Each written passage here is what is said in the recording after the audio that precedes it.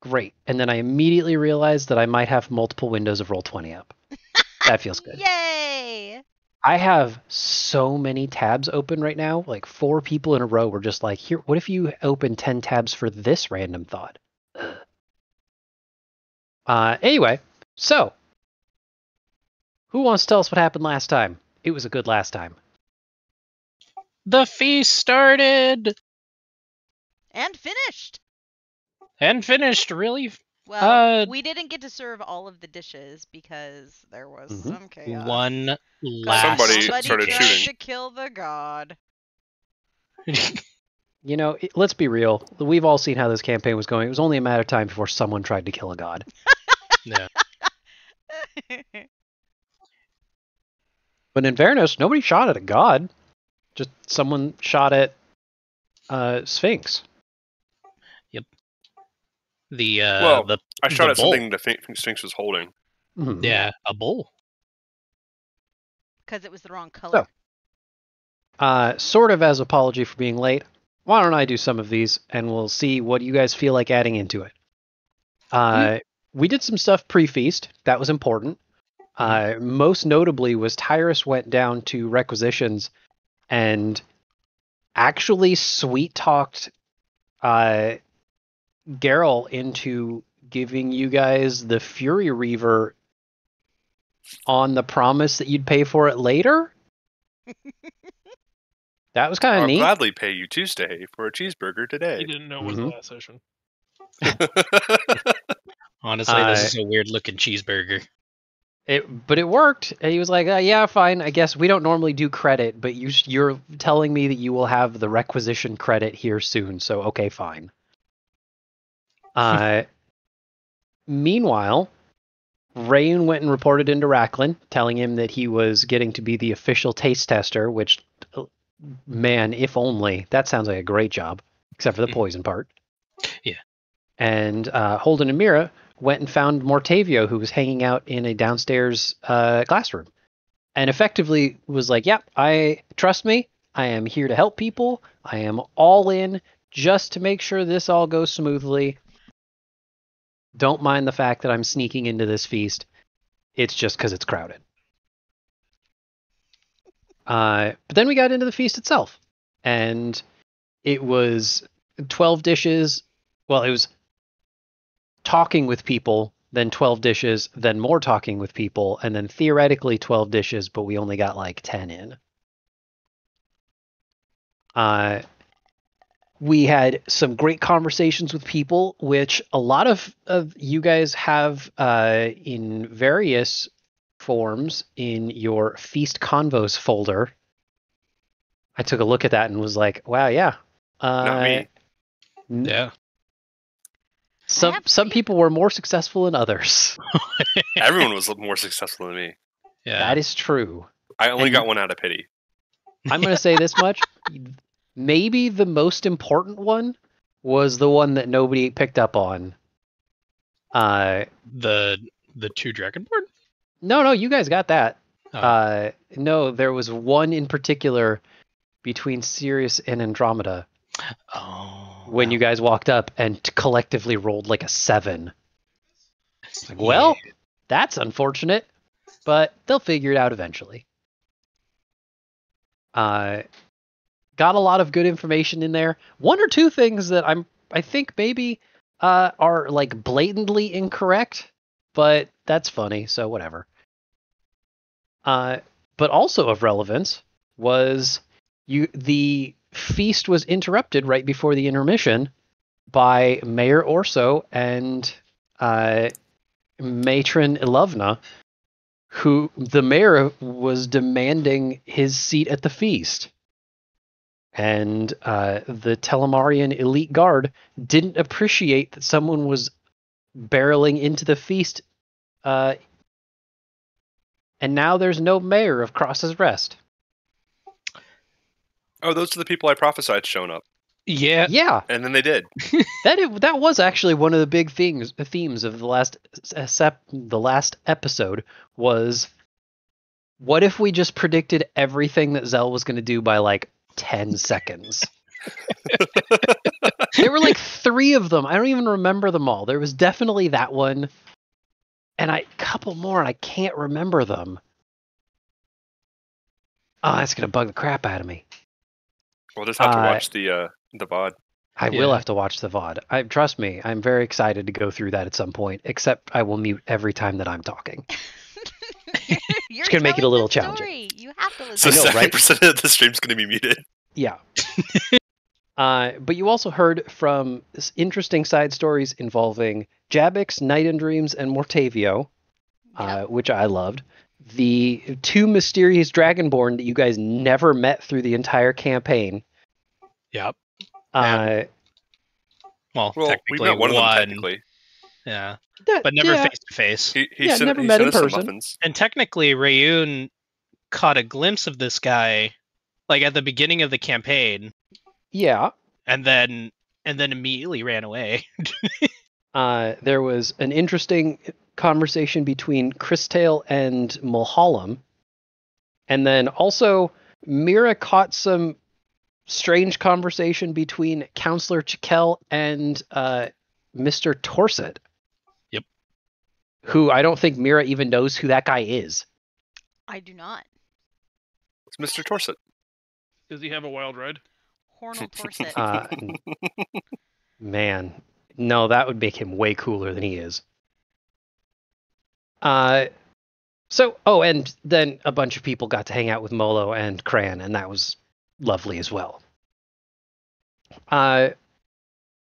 When the party's dish was brought up, a couple people correctly identified that something was off about the dish that Andromeda was carrying, and Tyrus shot the stew out of her hands, which then, for reasons that were never actually explained, made its way back into her hands. My notes say And- timey-wimey things happened. It definitely did, yes. And then the Herald Savi was politely requested to taste the stew before Telemar did. And that seemed like a good time for a transformation. Yep. You know, probably the best she was going to get, given the circumstances.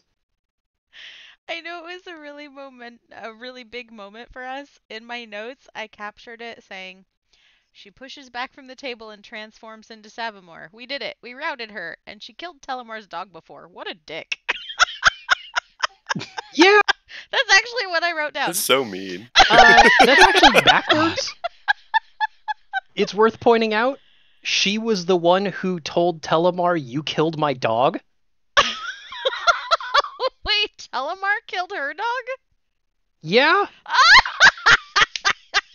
Whoops. That's funny. Sometime when it's not his turn, I might have Holden do some remedial reading on a document that he's got in his folders.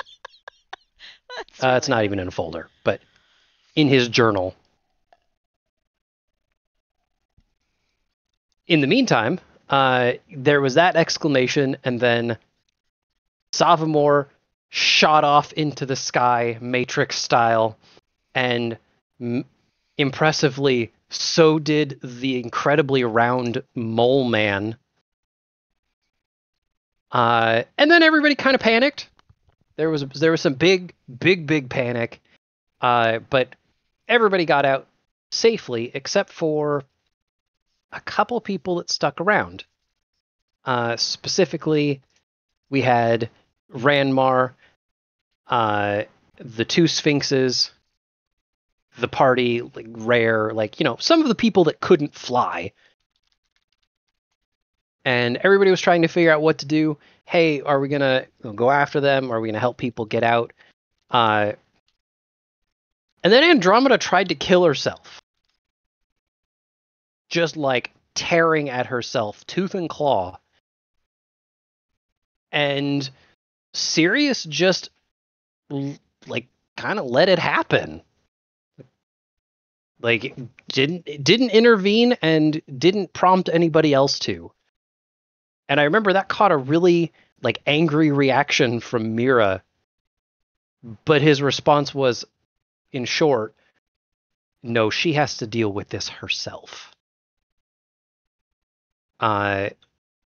Which didn't actually happen, sort of, because after a few seconds of her screaming and clawing, Tyrus interjected anyway and pinned her down to stop her from self-harm. And in the moment of clarity, she informed the party that Savamore was at Seed Creek Arena and was waiting for the party. She was placed into stasis at that point, and we called the scene there. Those are a pretty detailed recap, but a lot of things happened. If there's anything that you guys want to get a reminder on, or that I missed, or that you want to emphasize, please let me know. Otherwise, I'm happy to start the scene. And I can think of no better way than by moving everybody to the scene. Oh, I'm gonna... So, sounds like we're good. So to start the session out, at least properly, you guys have effectively been told she is waiting for you at the arena. Is there anything that you guys want to do before heading off to the arena? Is there any type of like buff we could get from any of the culinarians before we head over there? Maybe someone has a Gorgon's head. Oh, Like man. some enchantments or magical food that will help us or buff us or something? Ranmar is like, he's actually kind of looking at his stew, upset that nobody's going to eat it. But Rare steps in. We could put a dish together, but it might take a bit longer than I think you have, friends. We about can't exactly afford a slow roast right now. What about the celestial stew? Does it have any magical properties? Ranmar he's Besides the poison? looking at this dish. Well, it won't exactly give you strength or super speed or let you fly after them, but it was designed to inspire visions of victory. I bet, in a combat sense, we could use this for some sort of minor blessing. Yes. Yes, I believe we could make that work. And Rare, if you wouldn't mind assisting me. Rammar and Rare get out a few of servings of this stew, and Rare, like, from his, he has a red cloak on that you could see in that photo. Underneath that cloak, he virtually pocket sands a pouch full of spice over the stew, which is very rude. You never spice something before tasting it, but, he's in a hurry. The spices catch fire in the air, and by the time they settle on the stew, they look like they are glimmering like embers or tiny rubies. While he does this, Ranmar, he doesn't chant, but you could see that he is doing something to the combustion pot, like he's holding it by the base, and from his hands, the thing is being heated up. A couple seconds later, the stews are steaming particularly hot. And when he serves it to the four of you, on short notice, I think that's going to be the best we can get, but it should help. Be careful. I need all of you around, or else I won't have anybody to serve this stew to in the end. I eat my serving.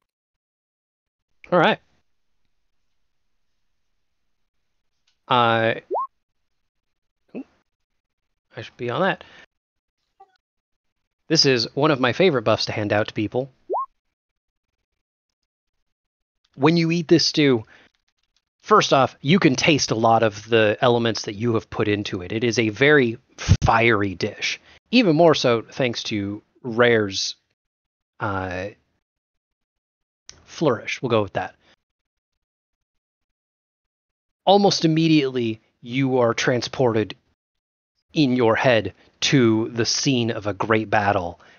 And all around you, you can see Telemarian soldiers cheering. Some sort of battle has just ended, and maybe even off in the distance, the glimmer of something golden on the horizon. It only lasts for a couple seconds, and your second and third bite don't quite bring the same thing, because, once you've been eating a dish 20, 30 bites in, you're like, all right, this is good, but whatever. But walking into what might be an encounter in the future, not to spoil anything, each of you will have one opportunity to, when you have rolled something,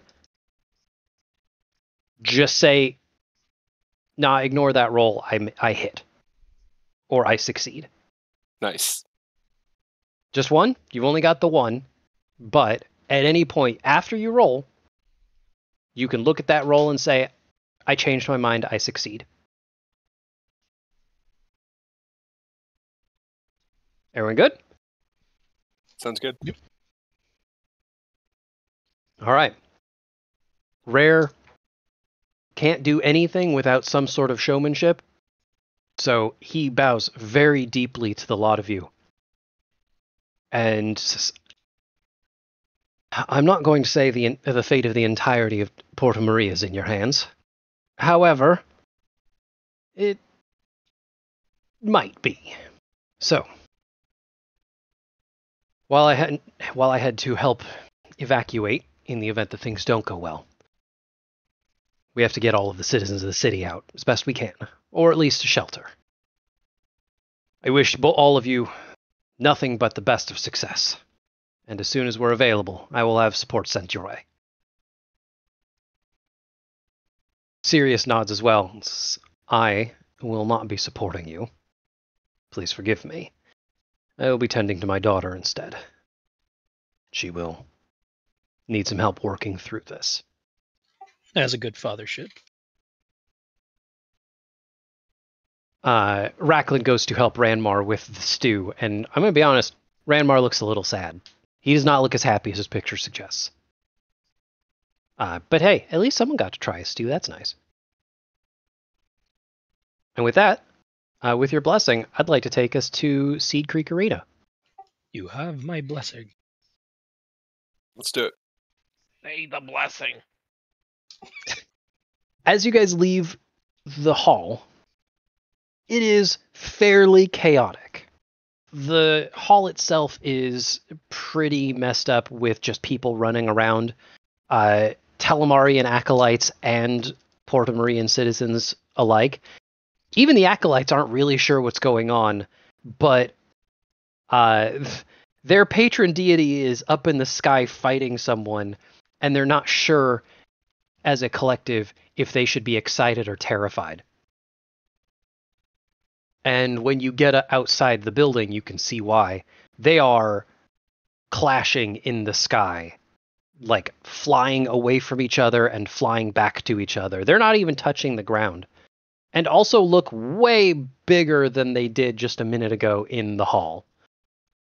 Maybe they were making themselves smaller to fit in with everyone else. Or maybe, maybe they just juiced themselves up for the fight. Who knows? Either way, outside, also bedlam.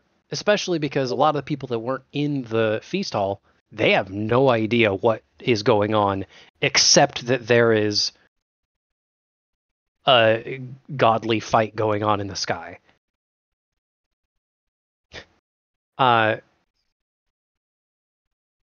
Sea Creek Arena, thankfully, is in the other direction from the port. So while a lot of people are running to whatever ships they can find, and that is where the Culinarians Guild is shepherding people to, trying to get them out of the city wherever possible, You have to fight the current a little bit, but eventually the roads clear out, and you find yourself making your way to the arena. Oh, that didn't translate. To the arena. Second time's a charm. And I forgot to do this. Bam! Now we're not looking at white. The arena, under normal circumstances, is where the Tournament of Steel takes place every few years, where culinarians can come together to compete against one another for prestige within the guild, or where new members can come to try and test their way in a grueling week of culinary combat. There is not much of that going on right now. Instead, as you walk into the arena from the south, the arena is effectively empty. Savamore, or at least an image of her, is sitting up in the bleachers. She's actually kind of curious when you arrive. You could see her tilt her head, trying to make sense of you arriving. There's also a small group of probably 8 or 9 Porto-Marian citizens, maybe folks that were somewhere near the arena that didn't get out in time. Savamore stands up. Her arms are folded, and she's not talking very loudly, but boy, can you hear her clearly anyway. When she says, "Well, you're here earlier than I expected. I'll have to figure out how that happened later."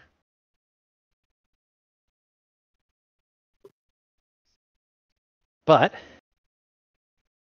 it's not like I wasn't expecting you at some point. Mortals have a way of showing up. Trying to be big dumb heroes. So, what do you plan to do with me? Go ahead. Tell me your master plan.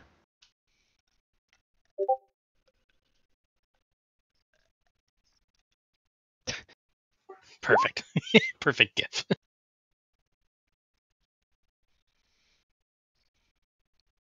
Yeah, that gif is pretty much right on time. Prepare to die, obviously.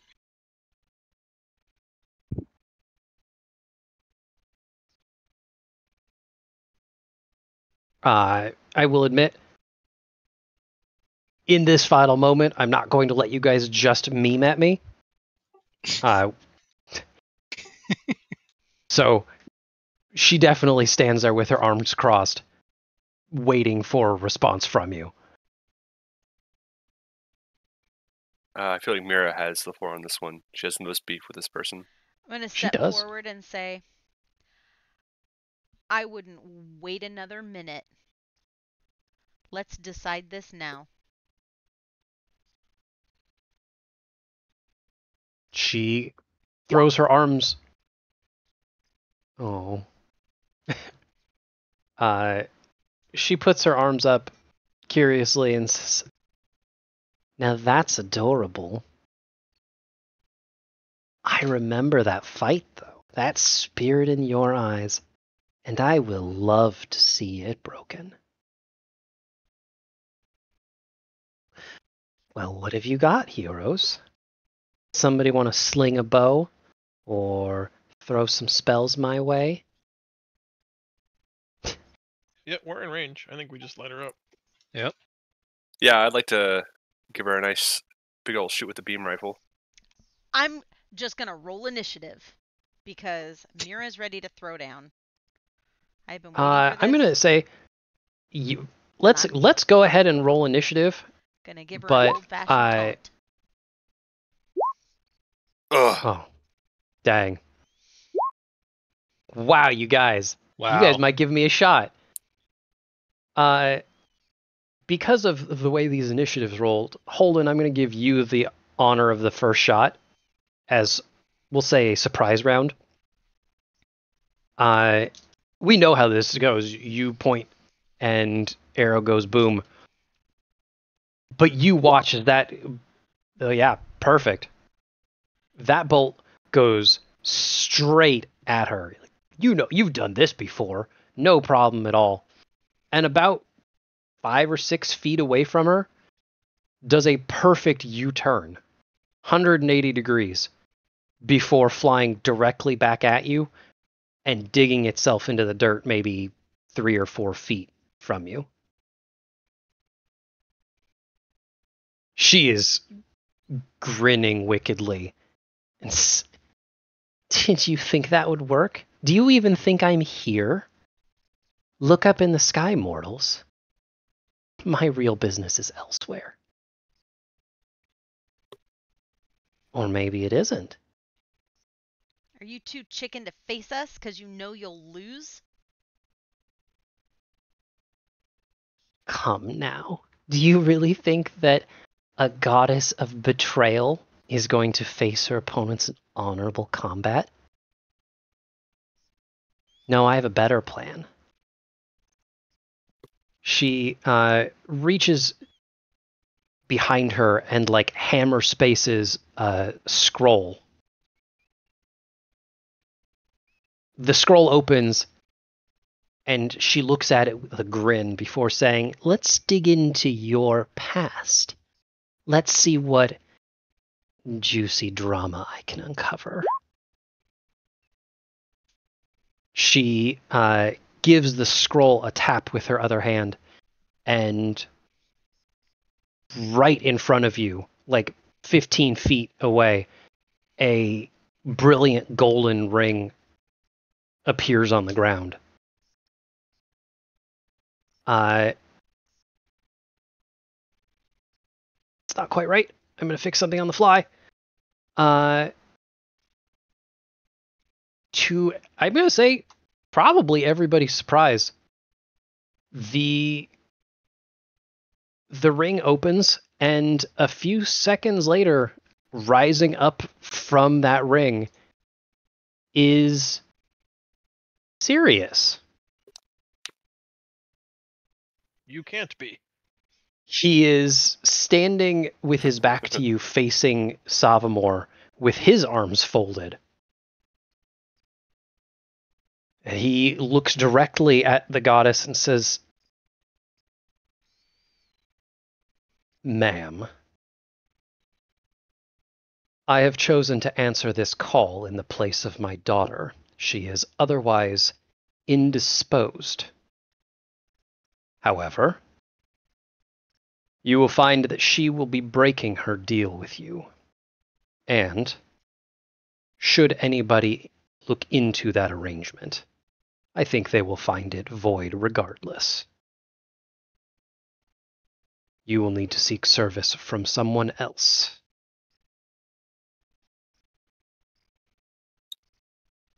He looks back at the lot of you politely, respectfully,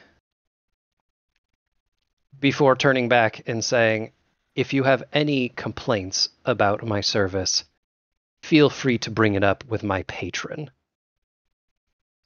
He raises his arm to point at Telemar in the sky. Oh, damn. And then you all catch it as he disappears in a cloud of smoke, both of his arms raised in what can only be described as incredibly rude gestures. And the smoke cloud itself, maybe it's just your imagination, also vaguely taking the shape of that same rude gesture.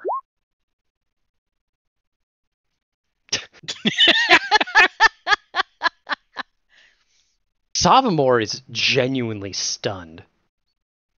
She barely has the presence of mind to mutter out, "You wretched." What else do you have, Avatar? You say that, and she looks at you furiously, saying, "You dare think that I have one plan, mortal? You think I'm already beaten because that whore decides to stand with you instead of me? Please, from the same scroll, not gently this time. She looks back down at it and says, "Oh, right. Oh, I saved this for what was supposed to be a special occasion." She taps on it again, and this time you hear footsteps from the arena. A couple pairs of boots walking down from the east stairs. And a voice that morosely calls out to you. "Hey, I think we've got a bit of a problemo, boss."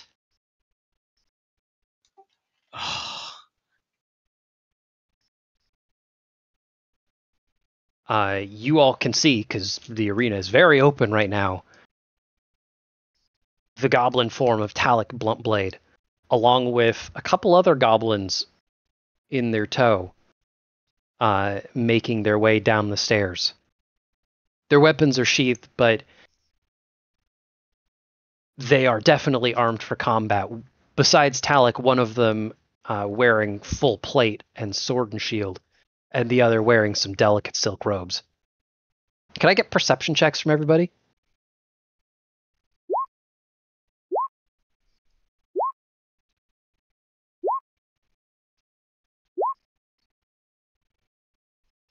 Yeah. Mira, you do catch that all three of these goblins have tattoos around their necks of black and gold ink. And they are glowing malevolently.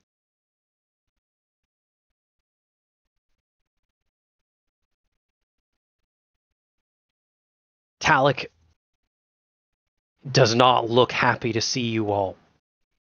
But as they draw their axe, I was sold off before we got here, and I didn't know to who or why, but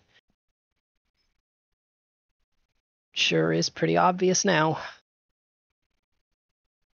I'm sorry, everyone.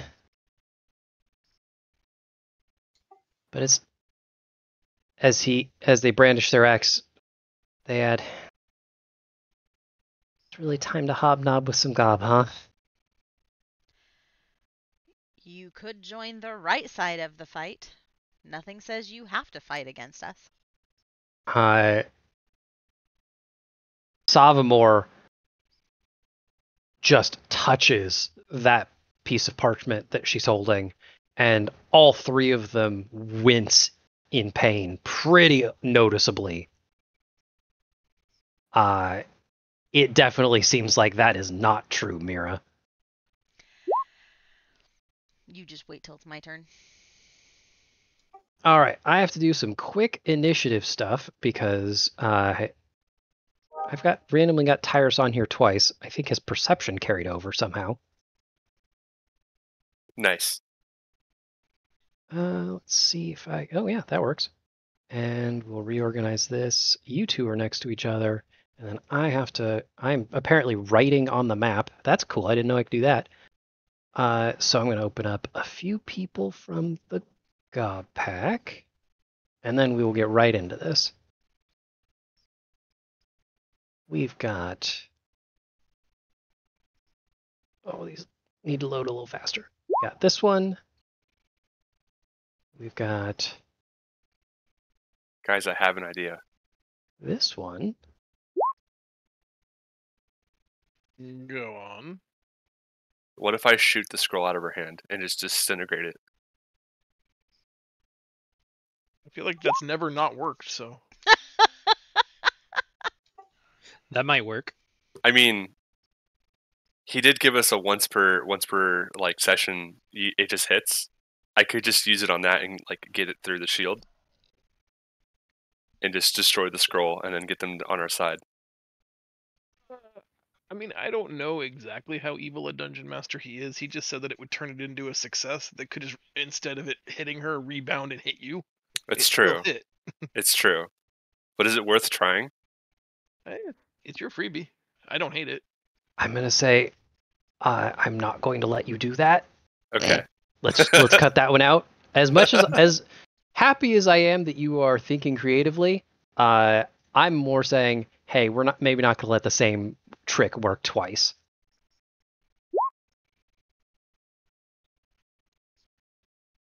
All right, well, we've got some goblins.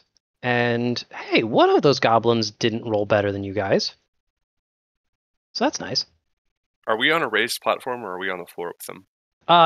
Your platform is roughly flat. This ground is pretty flat except for where the stairs are concerned. Okay. So we start with Talik, which maybe is fairly fitting given the situation. And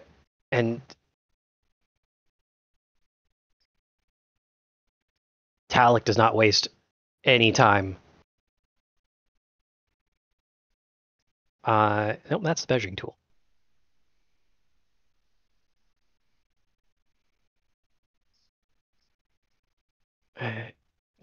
I think we've all met Talik and maybe shouldn't be terribly surprised that their plan is, hey, I've got a great axe. I'm going to run forward and make some magic happen with it. So Talik runs forward with the intent of making some magic happen.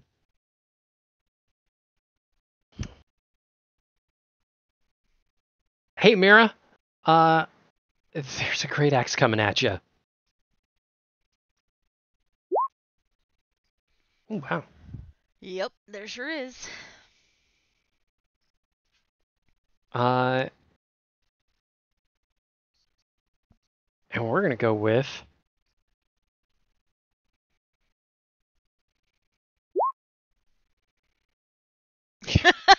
Yup.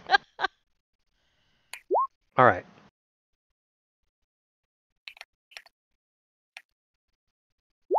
And then I'm also going to have you make a strength saving throw, if you wouldn't mind. As Talik, being as small as they are. Hey! Oh my goodness. Yeah, there we go. That seems good. Talik swipes right at your legs and apparently hits incredibly accurately, sending you straight prone. And adding 3 whole damage to that attack.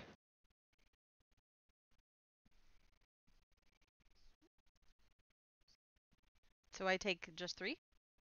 No, it's going to be the 16 from the base attack plus the 3 from the maneuver die. Oh, sorry, I didn't see the 16. Oh, goodness. Well, no, that's the important one. Okay.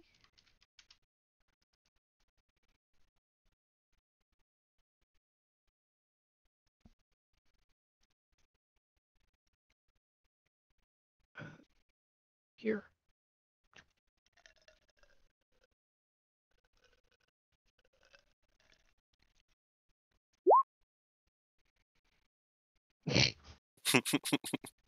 I will add, maybe not Mira because she is now a bit less disposed than normal, but the people that are standing, you could see pretty clearly Talik is not happy and is virtually fighting against this, but this is not a good time for our goblin friend.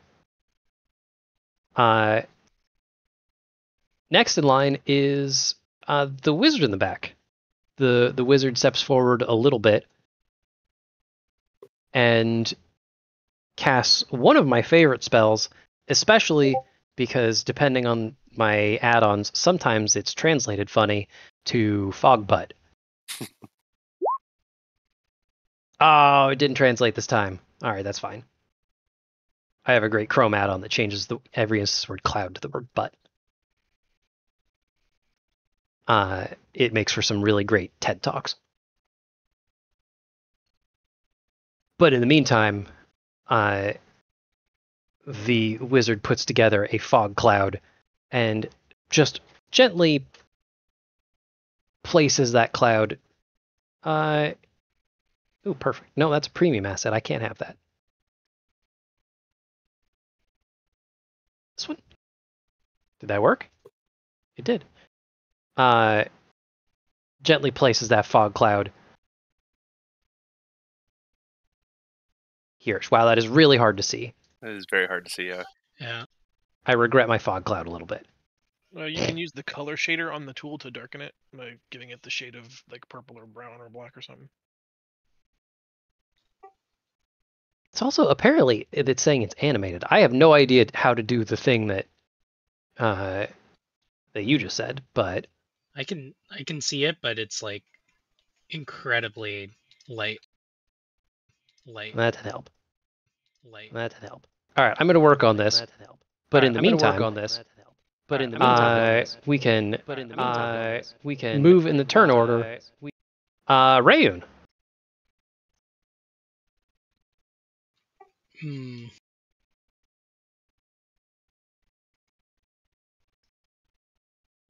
What to do?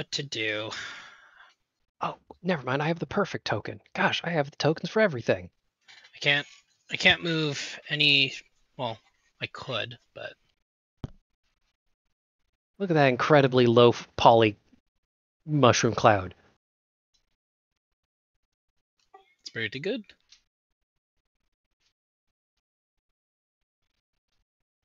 All right. Oh, 20-foot radius. Neat. Thing's huge. Jeez. Can I go over and shove Talik to the ground? Sure. It would be some sort of grapple check, which I feel like every game does a grappling a different way, but I believe it's going to be some sort of strength check versus strength save. Yeah. So yeah, sure. Okay. Here goes nothing.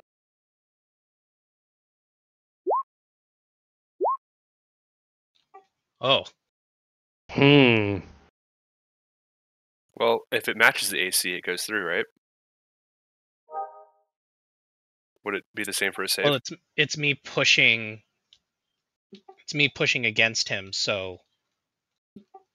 Yeah, so I'm just curious. Like if you're attacking something and your attack roll is the same as their AC, you succeed. Is it the same with a strength check versus strength save?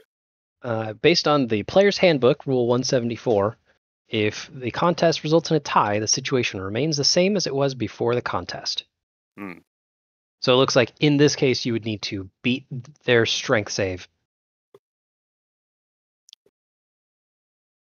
So very close, about as close as it gets. I mean, you throw your body against the goblin, and surprisingly sturdy, that goblin does not budge. Almost does. We'll say they budge a little bit and then manage to find their footing again.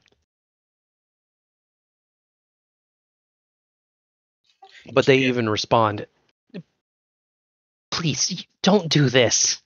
Just keep your eyes on me. I'm harder to hit. That is true. That was a move and a complex. Anything else you wanted to do? I'll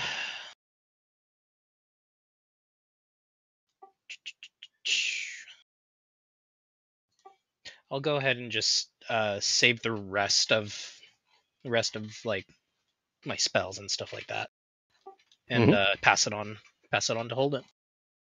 Before you do, gasp!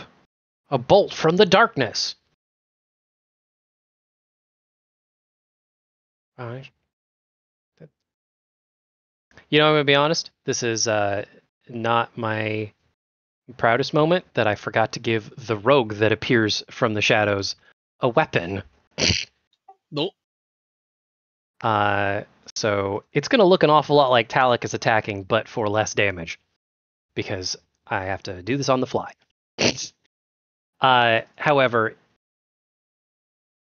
as if from magical concealment that maybe a strong perception check may have noticed, a fourth goblin appears on the stands and rains down an arrow against actually probably Holden. Because if I'm right, he does have advantage, or he does have the opportunity for a sneak attack. So we're going to roll Talik's attack. That's not good. Does a 16 hit you? Alec is attacking me.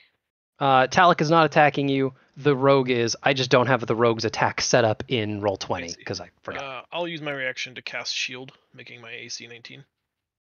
Okay, then that shot does not attack or does not hit, which is really good. There was a lot of sneak attack damage coming your way. Then I will move it to Holden's turn while I frantically make an attack profile.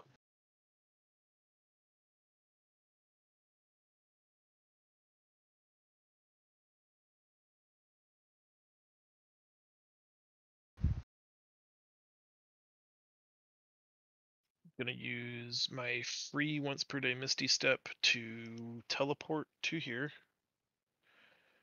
Mhm. Use my move to get up into the stands here. Can I clearly see the wizard or not? Is she in the fog cloud?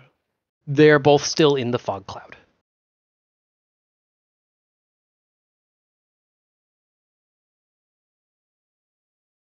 In case you would like to go somewhere else. I may have just teleport to here then. I think I'm happy right here then, and I'm just gonna take out what's his bucket. Alec. I know he's a friend, but he's also doing more than an auto attack half-heartedly, so bitch gets put down to 0. That's fair.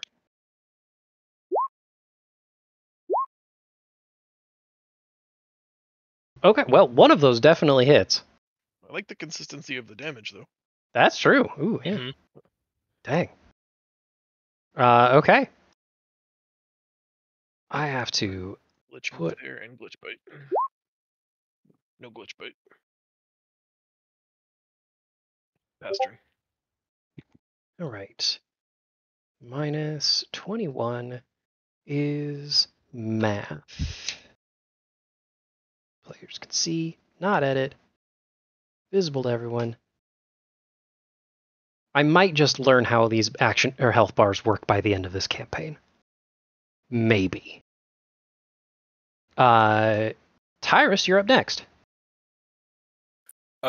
Doesn't Mira go above me since I rolled a Oh, sorry. crit Yes, fail? you guys both have the same initiative, which means you guys can go I interchangeably. mean, I'm Okay. sitting on my butt. If you want to go first, that's totally fine. Sure. Let's see. I'm probably going to shoot at this rogue.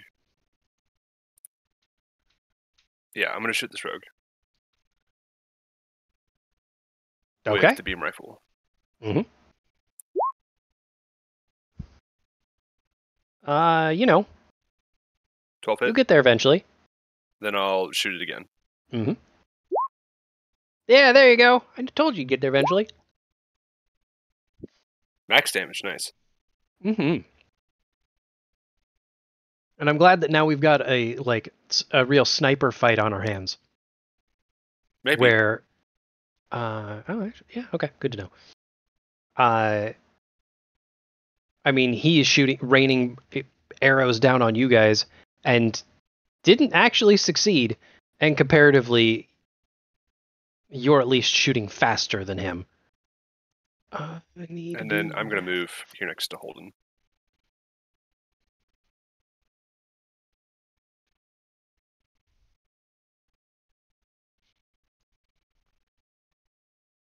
Bam, we did it. All right. 2 health bars out of 4. Mira, we've stalled long enough. Okay, I am still on the ground, yes? Mm-hmm. From where I am, this might end up being a mistake, but I have so few hit points. I'm going to cast Tiny Hut and have it start right in front of me to push this goblin away. So he's not inside it. So the 10-foot radius is going to include me and Glitch. And because it's a dome, I don't know how it would include Rayun without also including the goblin, and I don't want the goblin in here. I agree with that. All right. Then I've never I'm seen the spell before. going to stand up since I'm in my little impermeable bubble of can't get attacked, and I'm going to ask more Tavio if he is aware of what's happening and if there's any way he thinks he can steal the scroll from Savamore and free these things so we don't have to fight them. I love that we just have like free action phone a friend.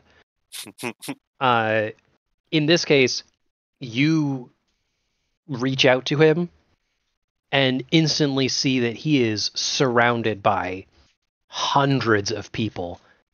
A brief vision appears in front of you of, from his eyes, you shepherding these people to the ships. He is at the docks by now.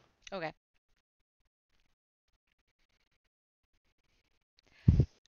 Does he have any advice on how to get the slave agreement from her and or mark it void so that these things stop attacking us? You will briefly hear in his brain a memory of how he dealt with his contract with Primrose, which is just kill the party. All right. Not the answer I wanted. Thank you. We'll find another solution.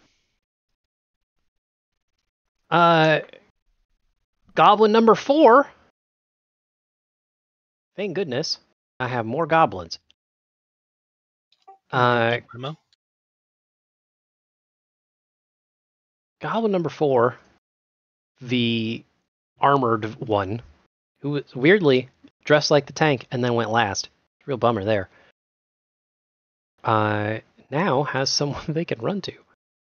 So that goblin is going to park themselves right next to the two of you. And oh yeah, oops. Well,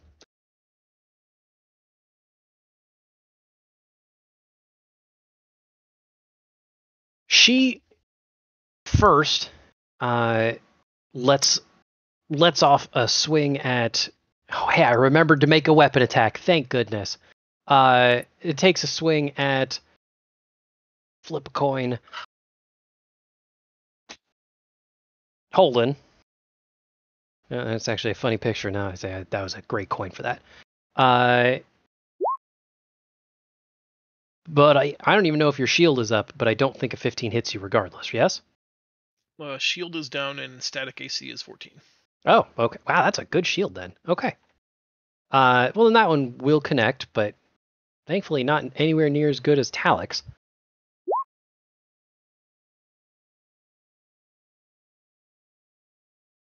And as she strikes you, both of you see her hammer and shield both glow with a bright light.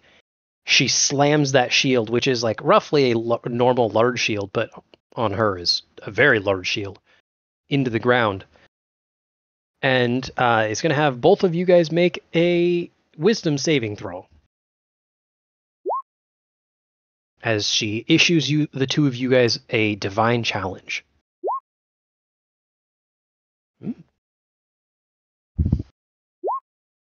Nice. Wow. Get out of here with that challenge. Seriously. Great job. All we got about other the goblins to kill. consistency. I go where I want to go. Realistically, it just would have forced you guys not to move outside of her bubble. But still, now you guys can move outside her bubble. He said bubble butt. You said bubble butt. Yes, yes.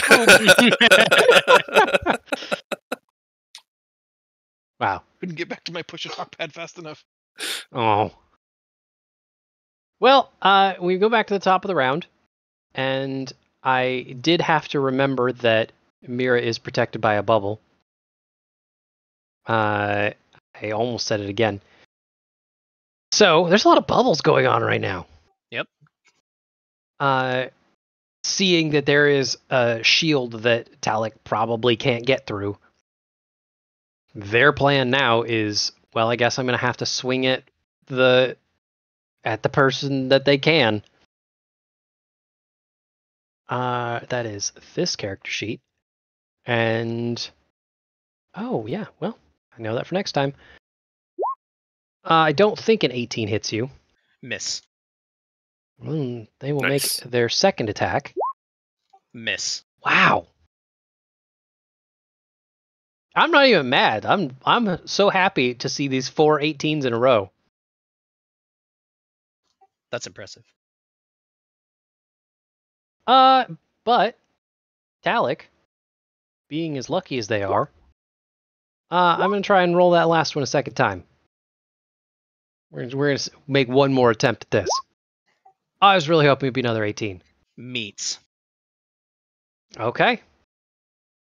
Then I get to roll this button. And not as bad as what Mira went through. But I'm also going to have you make a wisdom saving throw. As Talik is going to try and scare you. Okay. Well, now I get to add the frightened effect to you. Which, man, I do not like the icons they have here. So, you look sad.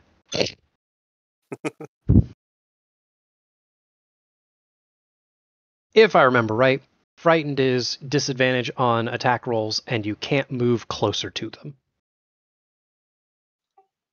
Even though I'm like right up to him. Mm-hmm. And knowing that, I think this is a great opportunity for Talik to test that disadvantage on attack rolls and just get up in Tyrus's face. I will. Well, can I attack him because Yep. he's moving away? You can still make your attack of opportunity, it's just going to be at disadvantage. Let's get one as well. Yeah, Oh, sure. yeah. Through the sphere? Oh, that's true. Oh yeah, I guess he's in Yeah. the butt. Yeah. Sorry. Missed Oh, anyway, you're right. but good catch. 14 to hit. Man, that 24 sure would have worked, but the 14 does not. Okay.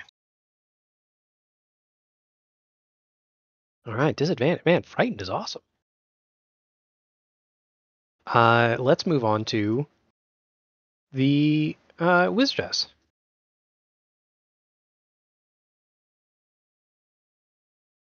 Oh, that's the Paladin. Man, they all have goblin names, which is great, up until I need to figure out which one's which.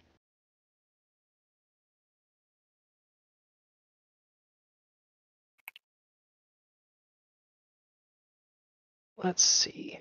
Didn't really plan out the fog cloud thing too well. So, you know what? She's just gonna hold. She's in a great spot. She is safe. Yeah, she is going to move deeper into the cloud. And closer to Talik.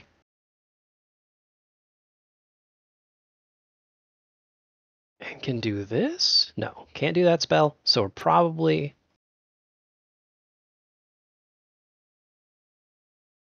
Yeah, we're just gonna chill. She's going to ready an action. And I'm not going to tell you what that is. I almost told you. I almost just flat out said what the action was. I'm really proud of that one. The goblin, in case that helps, can only see one person that they can shoot. So, Rayan, I'm going to be honest, I don't have a lot of faith in this hitting you, but the rogue up there is going to try and hit you with a pair, because I'm remembering they have 2 shots apiece, of arrows. That hits. Jeez. 29. Jeez. Okay. I'm going to be honest, I wasn't expecting that. For 11. And then with a second shot, that's what I was expecting. That misses. Yeah. But hey, I'll take 11. Actually, no. I'm going to take 14 because I finally remembered they're goblins.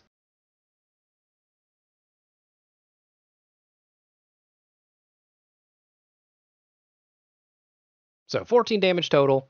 And this rogue, I mean, he's having a field day. He's moving up further into the stands because he could shoot for forever. And then Rayun. So, without getting close to Talik, I'm going to move on the other side of this this goblin with the shield.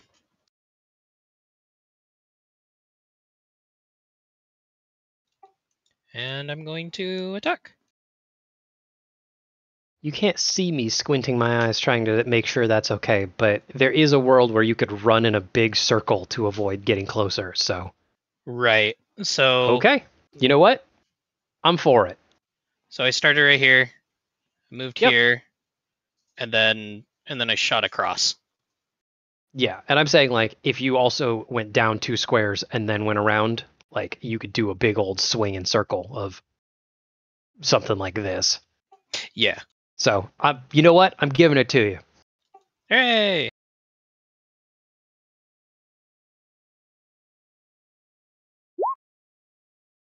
That misses, huh?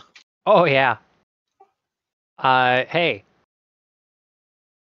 You're fighting someone else wearing chainmail. Or, sorry, plate mail. Like, they are decked out. How does it feel to fight someone else that you can't hit all the time? Feels nice. I like having armor. I want to do armor all the time. I like this. All right. I had my very small smug moment. Holden, there are 2 goblins roughly in your dome. Retreat technique number 2. Cast a second, whatchamacallit, Misty Step. Mhm. And teleport myself to here, which I think is just outside the bubble. I don't Yeah, remember probably. where the perimeter is, but I want to be just outside of it. Bonus action, Hex, no Goblemo, and then 2 shots.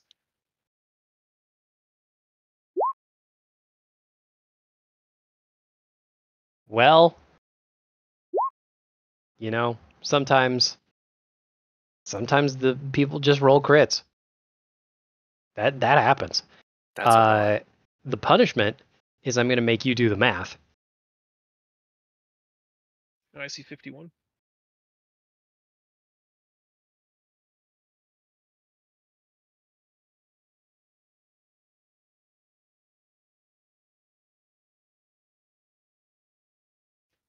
$23 plus 40. 14.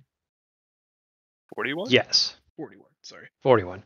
I was like 51. Okay. Listen, 51 might be a little much. Hold on. I added the second necrotic 1 damage. Listen, I'm willing to be bad at math if he gets to 51. Serious. I'll take 41. That's pretty good. Yes, that is still an incredible amount of damage. Talik, I mean, flat out screams out in pain and looks back at you with tears in their eyes. At this point, they maybe don't have much wind in them left to ask you not to do that or anything, but they feel we'll say a sense of betrayal. Things don't it, bitch. And then if the dome is permeable and safety, I'm going to step into the hut. I don't actually know if it is. This is a new spell for me. Oh, no, apparently I cannot. Yeah. I have been informed that I have to be there when it was cast. Yeah. Yeah, people that were in the hut can move in and out as however they want, but unfortunately it's just me and Glitch. So, but if it's a barrier through which attacks cannot pass, if I stay where I am, does that mean the goblin can't shoot me through the impassable shield? Yeah, that seems right to me. Okay, I'm gonna stay put where I am. So I wasn't sure about that because it doesn't specifically say it that you can't attack. It only specifically says spells and other magical effects can't extend through the dome or be cast through it. It doesn't say that you can't do like physical attacks. You just can't But cast all spells. other creatures and objects are barred from passing through. So I'm going to Oh, say objects. also Okay. objects includes weapons and bullets. That would make sense. But if you're in the thing, you could put your hands outside, do your thing, and then bring your hands back in. Potentially. I can't, because if I leave, it disappears. But Spells and other magical effects can't extend through the dome. right, but Yeah. I'm saying if you put your hands on the outside, because I can come and go, I can move Right. in and out of the dome. In a more organized group, Tyrus and I could have started in the hut and then played. I wanted you to bounce be out, close to shoot, me, bounce but I back was in. We so could- low we could down have played on the peekaboo. thing. Yeah, sorry. And Rayun moved before I could like put my hand through the bubble to give him inspiration. I but don't that's see where okay. you guys are seeing this. I'm seeing that as that is an impassable wall. No, so it does say, let me find it. It says creatures and objects within the dome when you cast the spell can move through it freely. Oh, yeah, you're right. Okay, yeah. All other creatures and objects are barred from passing through it. Mm-hmm. That's why I thought, hey, this is perfect because now I can't get my face kicked in since I only have 15 hit points left. Oh, sorry, I have 26 hit points, but that's still not very many. Yeah. Oh, there it is. That's where it is. Mm-hmm. Okay. We're going to move on to the combined might of Tyrus and Mira, I have a question. please. So, if you don't have the feat for dual wielding, you can still dual wield, but with disadvantage, correct? I think it's that you don't get to add your weapon proficiency bonus to your attacks or damage on your offhand attack. Okay. And then disadvantages can't stack, correct? So if you're disadvantaged, you're just disadvantaged. Yeah. So if doing multiple things that give you disadvantage doesn't really put you any more at a disadvantage than one. You really tried to avoid that, and I respect I it. did, But as far as I can tell, but- yeah, you're right. Okay. So what I would like to try to do is something like this from the Mandalorian, where you pull out both guns, and I want to try to like single hand both of my rifles and shoot each goblin next to me. And I know they're in short range, which is going to give me disadvantage. And I'm using two-handed weapons with one hand. That's going to give me disadvantage. Hmm. That's what I would like to try to do. Because I think it'd be really cool. I mean, let's start off by saying it would be very cool. I think I'm going to give you that on the rule of cool.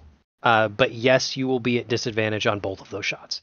Okay, that's fair. And then the second one, we might have to do some extra. So main hand's going to be the beam rifle. Offhand's going to be my OG rifle. Okay, Am and I- which gun is going into who? So beam rifle's going into no goblin ammo, and Mhm. offhand's going into plateware. Okay. So I'm going to do the beam rifle first. Yeah. 22, which hopefully hits. Yeah, it does hit. Yeah. I'm just going to kill him. You know, No we're remorse. Knock him Gonna, out. we're gonna say put him down to death saving throws. Sure. We'll deal with that in a minute. And now I'm going to do my other one, but I'm not sure how to remove my proficiency from it. So I'm going to have to do some This is a extra great math. case of just roll the dice and then we'll do the math in our heads. Okay. Which doesn't matter. It's that's not going to Yeah. hit anyways. Yeah. So we don't have to. The fact that one of those hit though is still pretty all right. Yeah. So yeah, the shot going towards the paladin definitely glances right off her shield, but maybe you were looking that way and Talig didn't see you coming. So when your first shot blasts them square in the chest, they just fall over backwards, like flying a foot or two. And then I'm going to do it again with action surge. Okay. And this both of them are going to go at plateware. Okay. 17 hit. Nope. This one's probably not going to hit either then. 22. I have to look this up. So -4, I think. I think 4 is my proficiency. Or is it 3? Proficiency is 3 at level 6. Okay, so it'd be a 19 plus 2. 20. Oh, man, why did I say we would do math on the fly? You hit. Okay. Woo! So 6 damage. 6 damage. Ping. Hey, you say that, but it's a start.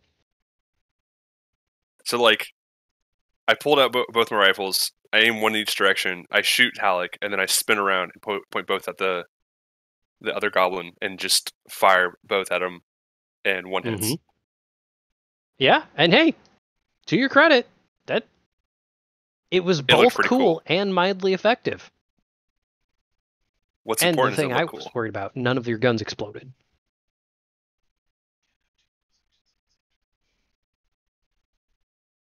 Okay. Then it's going to end my turn. Sounds good. Mira, you just watched a lot of guns happen all at once. Can you beat that?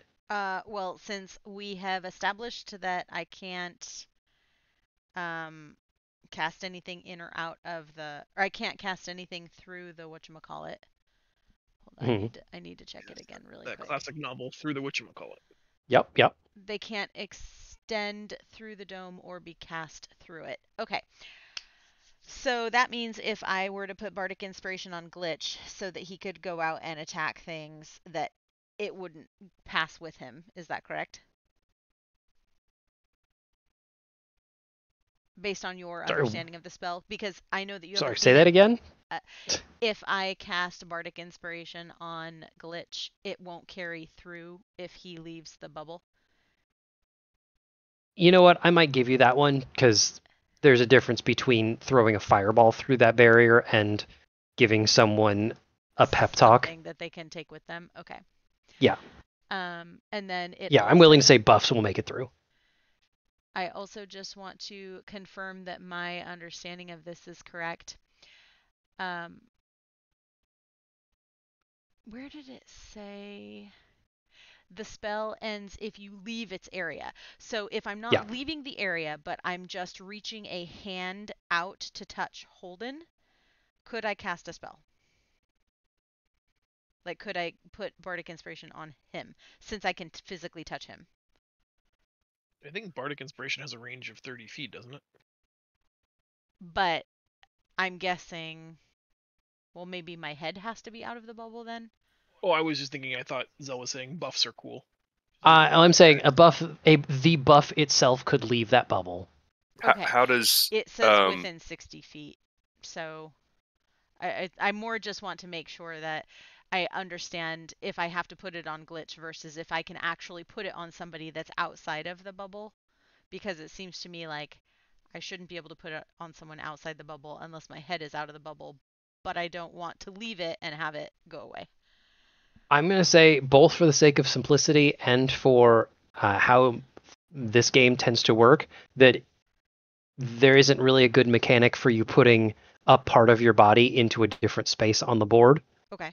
So it may be that you would have to actually leave the bubble to make that happen. Okay. Then I'm not leaving the bubble. I will heal myself. And...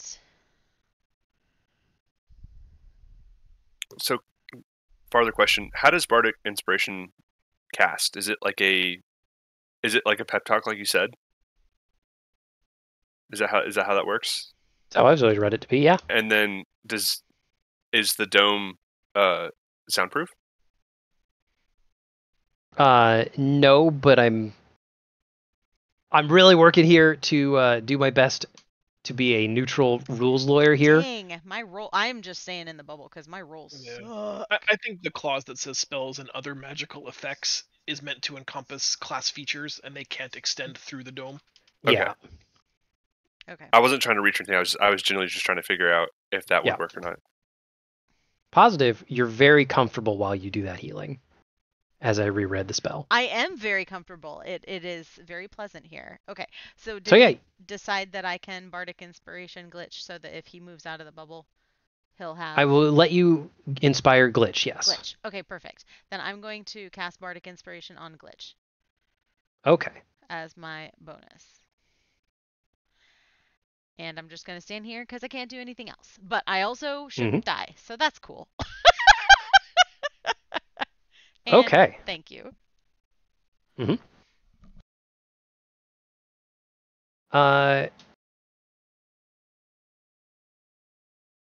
Yeah, that's fine. We're gonna move to the Paladin, Fizzy's turn, and man, she is not having this crap at all. So, triggering an attack of opportunity, if Rayan would like to take it. I will. Is he still afraid since Talik's down? Gosh, By the way, I actually don't think so.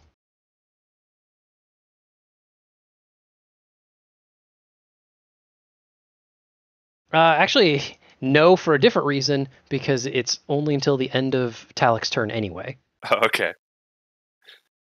But yes, either way, that 9 does not connect. That doesn't even touch her armor. And she walks right up, kneels down, and Talik, come on, we're not done yet. And lays her hand on them.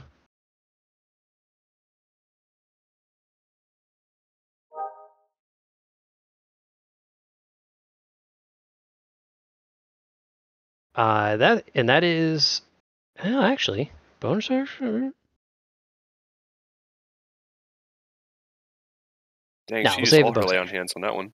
Sure Yeah. did. And what level is she? 7. Yeah. 7. But for what it's worth, Talik is still at least knocked down. So we'll go to Talik's turn, who then stands up. I expressly knew that was going to happen, and I still put the stupid icon on there.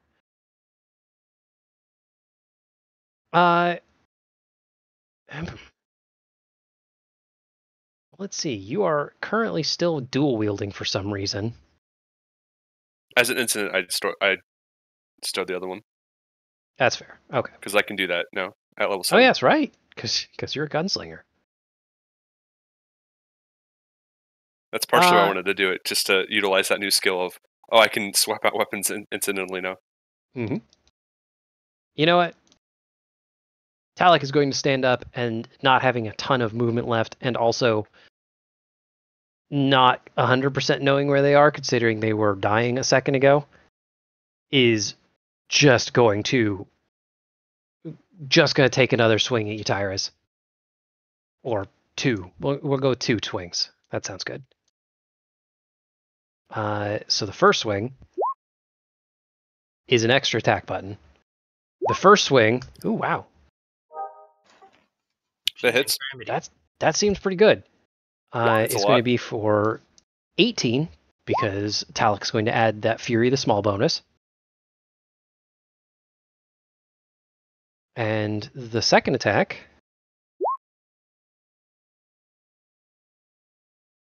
you know what? It's going to be the last. Yeah, is going to be the last of their maneuver dice, which will be 13 plus D8. Great, excellent, love seeing it.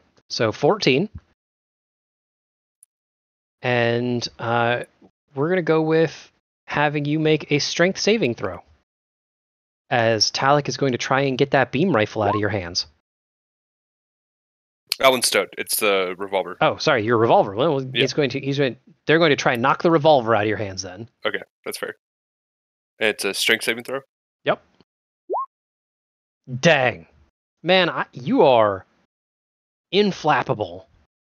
You cannot be flapped. It's true. Also, I don't know why, but my token is not updating from the HP I'm changing, so... I definitely see you with way less HP than normal. Okay, then on my screen it's not changing. I see you at 29 out of 61. That's where I should be. All right. My token's still showing 61 out of 61 for me. Well, you've got a few seconds if you want to hit refresh, but I see that you're okay. If everyone else sees that I'm okay, then it's fine. Mm-hmm. Because Good I news. have my character sheet. Yep. Rayun, you are no longer scared. And you know who is scared is the wizard, who probably should do something. And her ready action trigger never happened, so instead, they are going to keep up. Actually, they're going to keep up the fog cloud because it is kind of protecting her, and is going to fall back. No, she's not. She's going to stay close. How close do I have to be?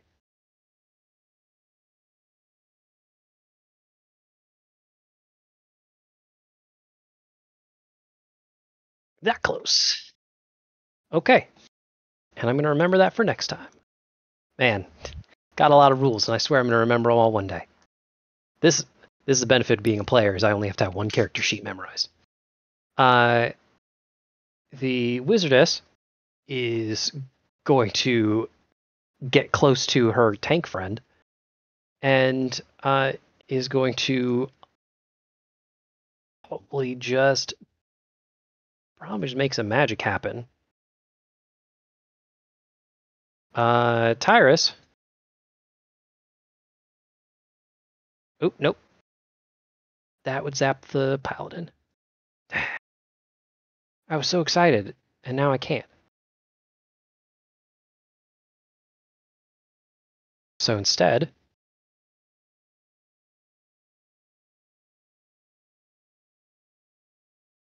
she's going to zap the paladin and then apologize later. We did it. And cast a lightning bolt. A line going straight down the middle. Perfectly south. So I'm going to have you make a saving throw. And then I'm also going to have the paladin make a saving throw. Dexterity? Yes. Which is not recorded correctly here, so I'm going to do some math. But she failed it anyway. Wow! Sir, I would like to flap you, please. No, I refuse. Okay. Well, then I'm just going to roll some damage, and you're just going to take a lot less. Let's see. The dice roller doesn't go up that high, so 8d6. The paladin takes a lot of damage, and you take half of a lot of damage. So I take 14. You take 14. That still hurt. It did still hurt, but it could have been worse. Could have be been at 1 a right lot now. worse. Dang. The fog cloud is still up. So our sniper friend over here on the east side is going to take a couple steps down and then ready in action. Here.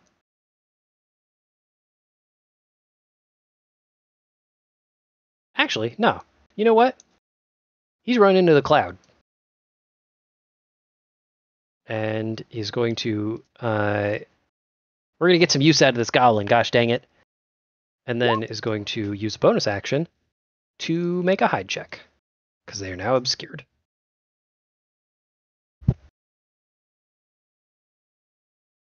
And that's their whole turn. So, Rayun, you're up. Well, I will stand right here and Okay. attack the plated goblin. Mm-hmm.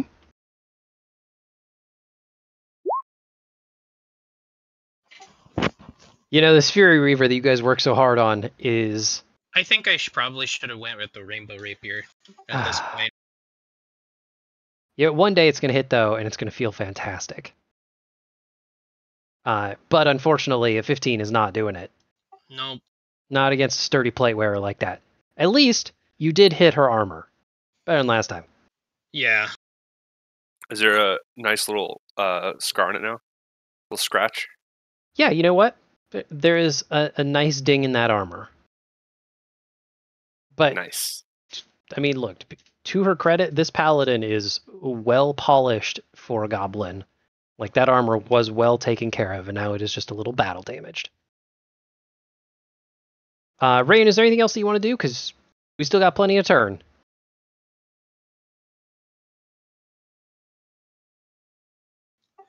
Let's see. I will go ahead. No, never mind. I'm just gonna. Well, actually, let's see.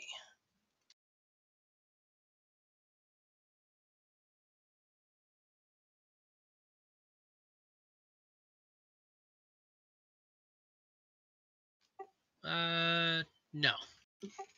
I'll just leave it Okay. at that. Holden. Gang. My intuition is just to try to take something out of the fight to limit the number of attacks that are being made, but this is the first time we've seen the wizard out of the cloud. Do you want me to try to hit her hard enough to lose the cloud? Yeah. Sure.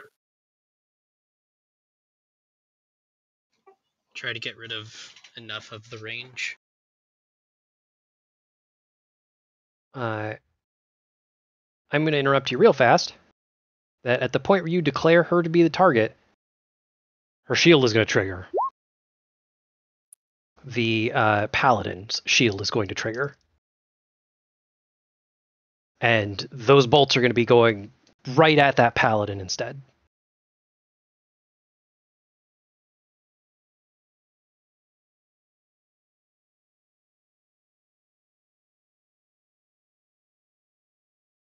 Which admittedly looks cool. Yeah. There's been a few good instances of bolts changing course midair.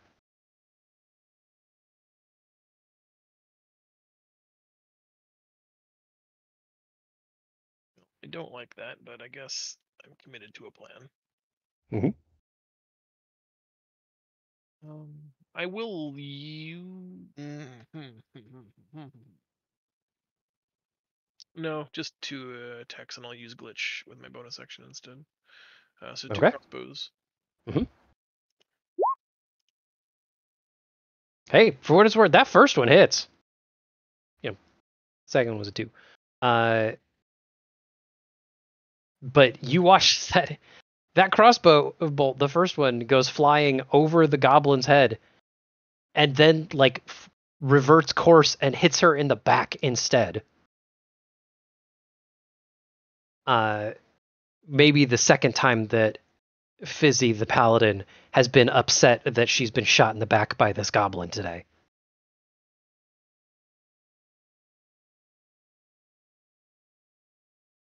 Down to this number. Oh, she's not looking so good. Oof. Oh, I only tried. yeah. And Bardic Inspiration is just like a plus to roll, right? I think it's a D8. Yeah, I don't Yeah. think it's worth using here. All right, I'm done. Okay. Then that moves to the team effort of Tyrus and Mira. You got some wounded goblins on your hands.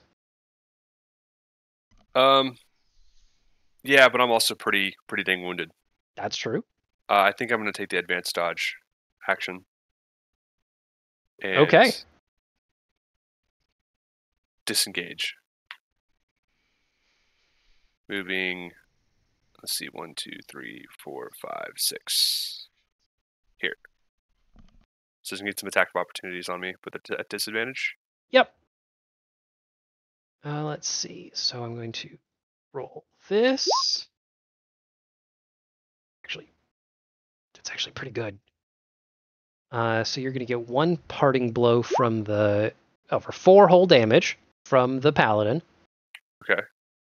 And then Talik's parting blow at disadvantage is Misses. consistently not great. Nice. Okay. All right. That does get you out of harm's way, and that miss also gives you an extra 10 feet of movement if you'd like to dash out of the way of that swing. Sure. I'll be where I am. Sounds good. And then I think I'm gonna go and use second wind. Mm-hmm. So it'd be 1d10 plus 7. Yep. So it'll be 11. That sounds all right. I'll go back up to 22. Mm-hmm.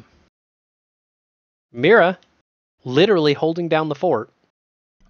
I know, I gotta be honest, it's real hard to not want to leave this, but I can technically cast this one more time. If the group wants to reconvene, I can cast it in a new location where you all will be able to move in and out of it and come in for heals. If that's something that like you're that. interested in. I like that. Okay, then... Oh, shit. I can't. Rayun's missing.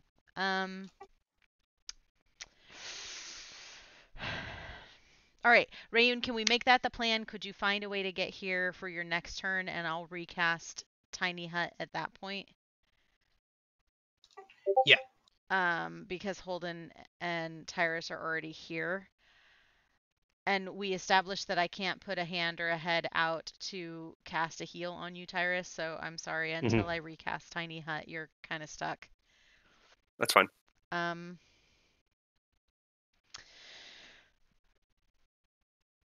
I might regret this, but if I'm going to recast it, I'm going to step out and break this hut so it's gone, positioning myself behind Holden and next to Tyrus, and I'm going to cast Healing Word on Tyrus.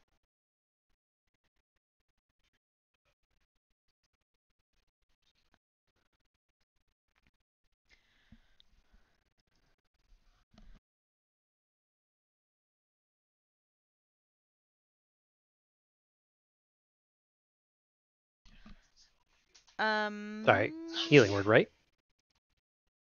Oh, there it is. No sneak. Sorry, so you get 9. I have, yeah, sneak healing. John says sneak healing. You know? So that's 9. Yeah, 9. Look, I've always been a big fan of games that have guns that heal people. Team Fortress 2, Borderlands. I like weapons that should hurt you instead heal you. If there was any way I could conceivably give you, like, you shank him in the ribs and he gets better, I would give that to you. Okay. So here's what we can do. I can put up our new hut minus Rayun, and make it so that it is with the 3 of us and I think Glitch. No, Glitch is a little too far away. Well, I guess I could move, right? I could move the rest of the way so that it gets Glitch and you guys. Or I can Fairy Fire on those guys and give you guys advantage so they're easier to kill. Which would you prefer as a group?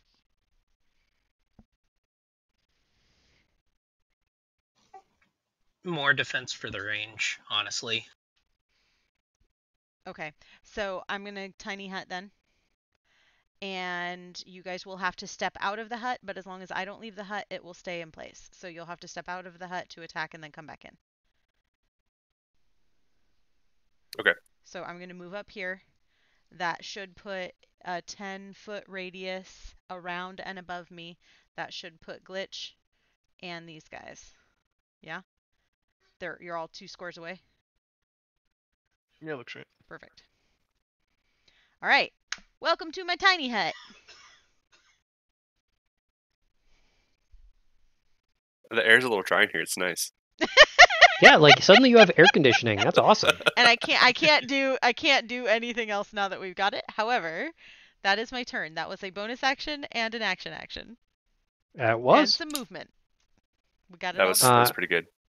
Well, Rayun, looks like you're about to make some friends. Yep. Which is good because your other ones have abandoned you for the hut. We're gonna start. We're gonna start with this paladin, who's going to make a couple swings at you. So let's see. We'll do. Actually, well.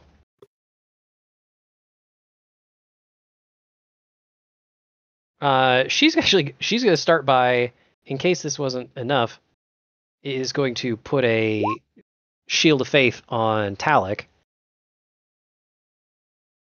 as a bonus action and a spell. And do we have a shield icon? Kind of. And then as a standard action, she's going to take a pair of swings at you, hoping to get through that armor. So the first swing definitely doesn't. Nope. And the second swing Nope. also doesn't. I was so Nice. excited. I was like, we're gonna be real efficient this turn. We were mildly efficient. Dang. Oh well. Next is Talik's turn though. And seeing as you've been left out to the wolves,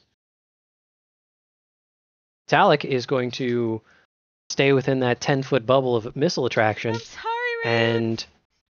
And is going to take a pair of swings at you because I was expecting to spread this out and now I can't. So, first attack didn't click. There we go. Ooh, That yeah, hits. there we go. One sec.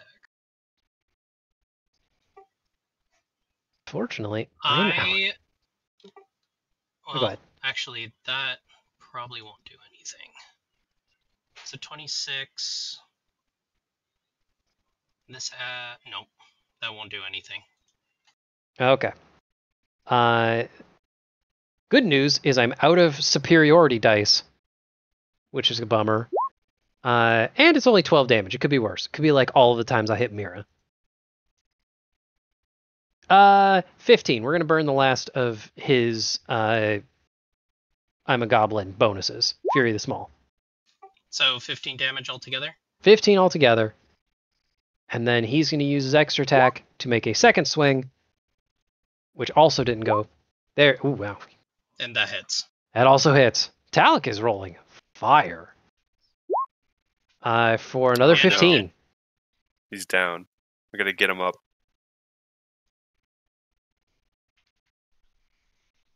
I'm down. Uh, Dang, that plus 10 to his roll is amazing.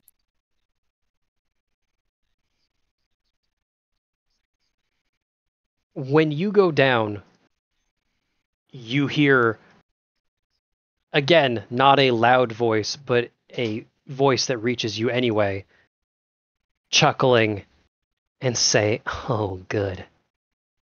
Maybe I can just sit back and watch." No. Let's put a little extra pressure on you. And those people that were being huddled and corralled find themselves overcome by a large pile of viscous, difficult to describe goo.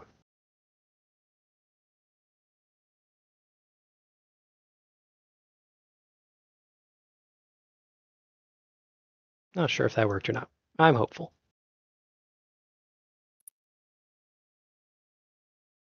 Yeah, that goo. Tyrus knows what's up. Yeah, the clotted cocoon. Yep. I don't remember seeing people in the arena. He mentioned it. That some bystanders got trapped in. Yes. Yeah, Copy that. they weren't able to get out in time. Mhm. I don't think there were ever any tokens though. Oh, Were there yeah. not? If there were tokens, I would have tried to fire hut them too. Or tiny hut them too. Ooh. Seats of the hut. Well, I apologize for that. Yes, there were supposed to be tokens there. Life is good. I'm going to move on to the wizard if that's all right. And the wizard's going to hold an action because they don't have a target anymore.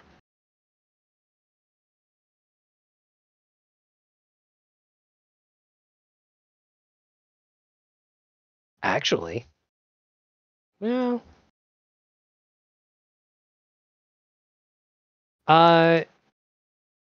The wizard is going to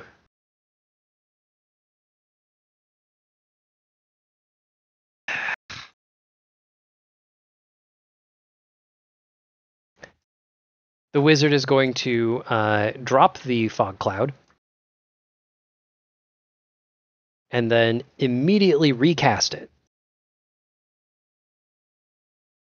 Why can't I keep that character sheet up? Thank you. So go down here, this, and that fog cloud, please don't move the map, stops being there, and instead we'll go to here, which changed the color of the background. That's weird. And I'm going to double check the hut spell. The hut is Think- over us also, so it doesn't impact Yeah. our visibility at all. I mean, Right. all we'll see is a wall of fog on that side, but Yeah. it doesn't That's impact us. that's how I expected that to work. Is Yeah. right now the wedge shape that is inside the blue box is not actually there. Okay, and I have to immediately get off the map layer before I accidentally move the world. Could I get from Holden and Tyrus perception checks?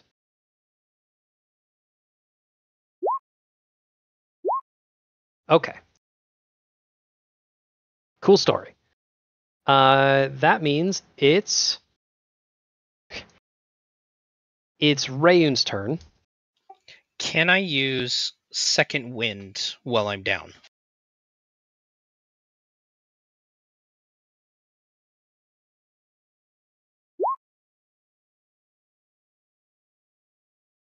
Huh. Here's the thing. I don't think so, but I don't know the answer to that.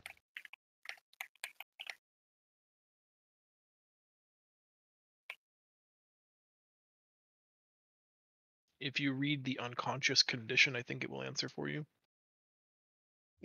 Yes. Okay. If you get knocked unconscious when you're at 0 HP, then that is helpful.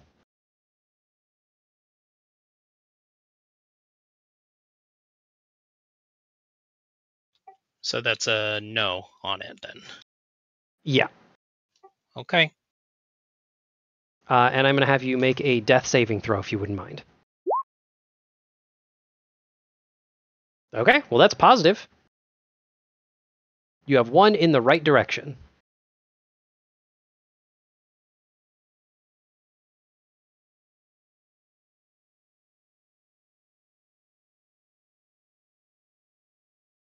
Yeah. Okay.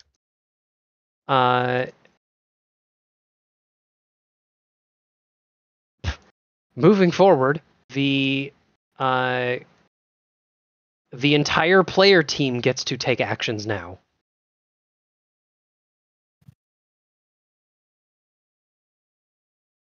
So we should plan these out. Yeah, by all means. I think what I'd like to do when it's my turn is to run out and get Rayun some soup. You'll probably get an attack of opportunity when you come back in. And I would not maybe do that on your next round because you would have to expend all of your movement from where you are, right? To get Good point. to Yeah, him. Oh, no. What is your movement? 30? 30. So I'd have to So get you'd move basically 25 here and 5 back. and then 5 back. Yeah. So Yep. that would be your entire movement, but you could technically make it back. I just want to make sure that you could get back Yeah. into safety after your turn. I guess worst case scenario, they get 2 attacks of opportunity on you, Does Yeah. and then fog... I heal you. But we are in fog, which means they do get disadvantage on me. Oh, nice. Yeah. Perfect. Okay. That's what I was gonna add. You're effectively blind fighting. I like Yeah. that plan. Holden, do you have anything that allows you to see like a clear sight? No, not at this level. Okay. The goggles, they do nothing.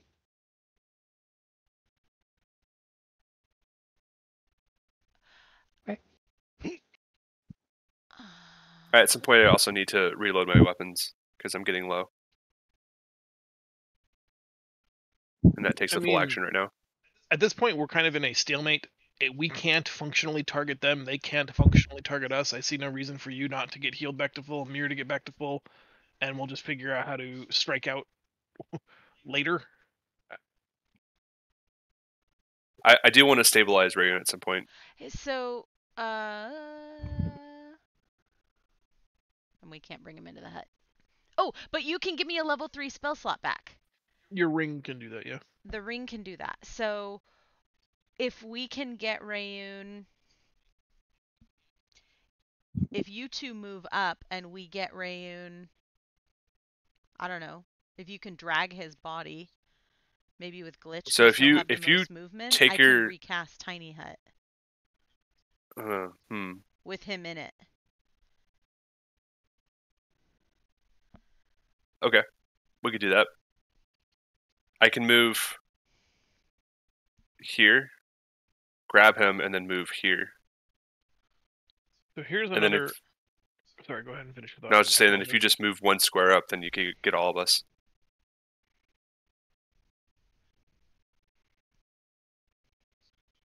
What do you got, Holden? You could, I mean, thinking outside the box here, you can move me here, and Tyrus can stand in the box. That's true. Instead of you being out in the fog bank, just be right here. Is that assuming Holden's attacking on his turn? Yeah, something like that.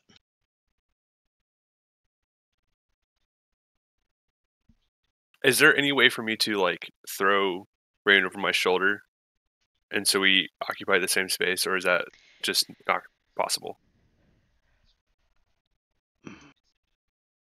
I'm gonna say you could definitely do that. I will say yes, you can do that. It would provoke attacks of opportunity, Okay. and also you could not do that while wielding a weapon. Okay.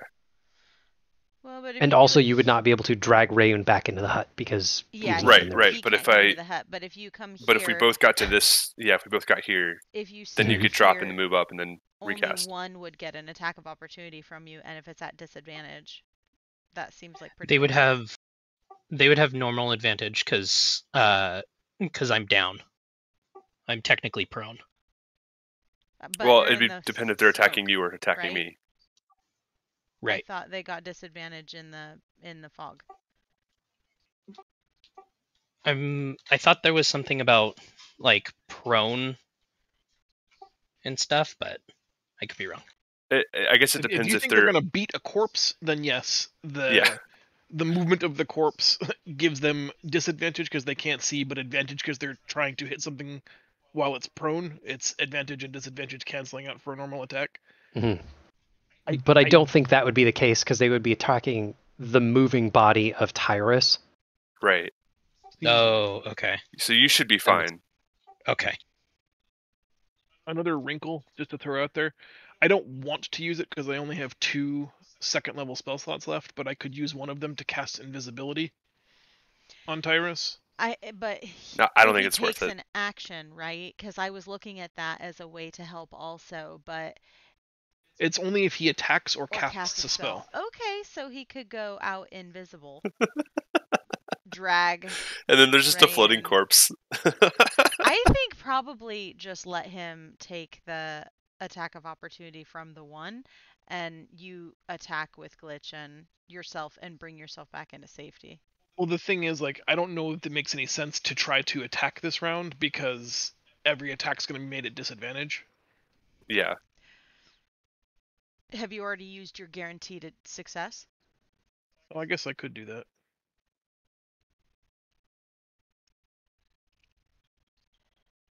Could you hold your action until Mira drops the shield, and you can just shoot from where you are?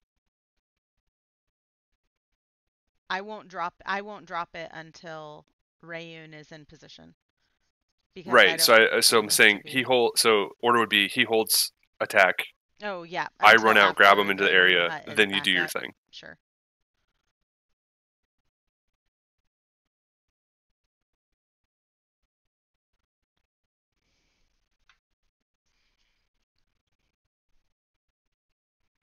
Sucks that we don't have a proper caster.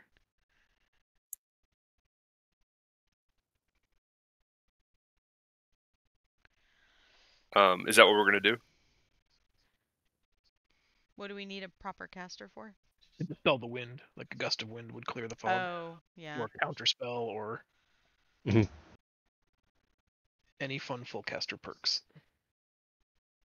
I don't know. I'm liking more and more the idea of me just taking my turn now of stepping out, both Glitch and I, using my guaranteed hit on the cleric, seeing if Glitch's disadvantage check on the cleric is enough to bring her down, and then Glitch and I both returning to the safety of the hut at end of turn. Can And- Glitch push her out?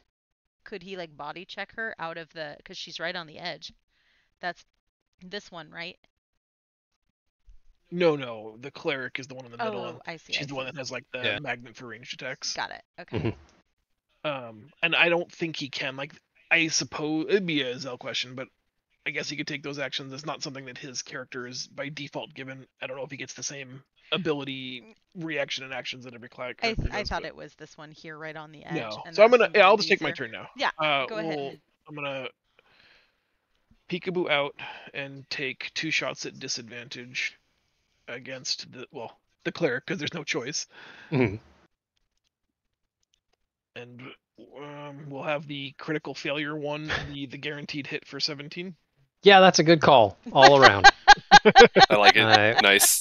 Then I'll dip back in, and Glitch will go up and try his disadvantaged attack. Don't forget he also has the Bardic Inspiration, I'll roll it. if that helps to hit. 14, I think, probably certainly misses, yeah. and he'll go back into the cloud. Have him move. Oh, I guess Tyrus, if you're putting Rayun here. Yeah, Okay, it'll be fine. that's fine. Are we? Everybody should. Basically, the square is just going to move up one when I recast it. Oh, are they taking an attack of opportunity on Glitch? No. They're gonna save it. Okay. Yep. Thought I'd throw it out there. You never know. Yeah. The best part was it never even popped into my mind to do it, and then you suggested that, and I was like, "Oh wait, yeah, no, wait, no." No. Almost got you. My brain went back and forth, and then with peppers. Nice. I will describe briefly that the image of you popping in and out of that shield, it does look roughly like your first shot is well on its way to being a misfire, right? Like flat out, the bolt doesn't fly. And so, I mean, look, you are more familiar with this weapon than most living people. So when it doesn't fire, you just kind of like smack it on the side, and it fires of its own volition and hits the paladin square in the chest. Dealing an incredible amount of damage too. Yahoo! And that leaves us with the team of Tyrus and Mira. All right, Tyrus, get in position. 5. So I'm gonna move Drag here. our dude. I'm gonna grab You should be Rayun. first. Rayun, and then I'm going to move him to my square. I can't actually move him, so I'll have him move to my square, I gotcha. and then I'm gonna move here and get an attack of opportunity on me. No, I got it, Zell. Okay. I am going to take that attack of opportunity. Just from the paladin. So we're going to do disadvantage, that button, double 14. Miss. But I'm consistent. The double same rolls are amazing, Zell. Mm-hmm. It's been a lot of that today. It's pretty sweet, actually. And then I guess that leaves Mira. All right. So I guess I could maybe just cancel cast, but it's not a concentration spell. So I think I physically have to move out of it to get rid of it, and then move back in, and then recast it. So that's what I'm gonna do, because I don't know how to like turn it off, but it lasts 8 hours. Oh, goodness. Okay. Okay, John and says then I don't if want to I'm move right. into the cloud, so I guess I go this way and then this way. Yeah, Which is still, I still have to move into the cloud so I can cast the tiny hut. Mhm. But so it ends up being here. yay! Okay, great. Uh, that all does exactly what you want it to. I don't. Can I? Is there anything I can do to heal Rayun with my bonus action? Right now, well, actually, because of the way the cloud works, yes. But I'm going to interject with one quick thing Go. that The rogue's in here with us, isn't he? the Gosh, call is dang. coming from inside the house. Damn it. Actually, he's not, but he was waiting for with an attack or with a prepared action for the second somebody is available to target. Okay. So he's going to at least get a shot off as you run out of the cloud. Sure. Wouldn't he have gotten a shot off at me since he was He couldn't We're see in you. the cloud. Okay. Yeah. And Uh, Holden told me technically, not to go in the But cloud. I wasn't hiding. I stepped out. That's true. Can't do that much, so it's just going to be one attack here, which does hit for 9. You poke your head out of the hut, take an arrow to the shoulder, and it's like, oh yeah, that's why I don't leave the hut. For 9. Okay.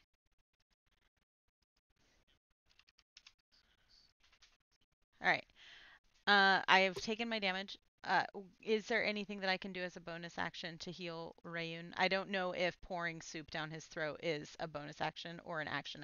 That would definitely be a full action. Okay. And I mean, theoretically, you could cast Healing Word, but you'd have to be like right next to him. Spells. Healing Word has a range of 60 feet. So That's I true, don't. but right now you can't see him. Why? Inside the hut, I don't know, that- everything is fine. Oh no, you're right. Look, I got a big token. It's really hard for me to see to remember which one's which. Yeah, you could totally see him. You're right. You can Okay. Healing Word. Everything is fine. So he's gonna get my last level 3 spell since I'm rolling so good. Oh, I'm sorry. Mm-hmm. No, my last level 2 spell. Yeah, level 2. Crit heal. Hey, 10. That's not too shabby. Get 10 hit No. points back. You He's can- alive. You He's can alive. Stand up and eat soup on your turn. I'm alive. Guys, we did it. We saved Rayun. Okay. So this is the part where we just try to like talk our way out of this, right?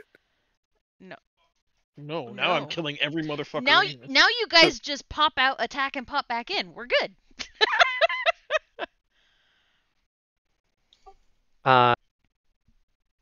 Okay. What the fudge? How do I handle this? That was a very productive turn for both of us. I got to play a little there too.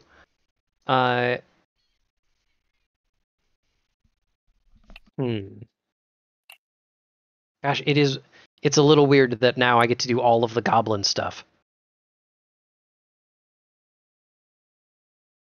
Can't do any of that.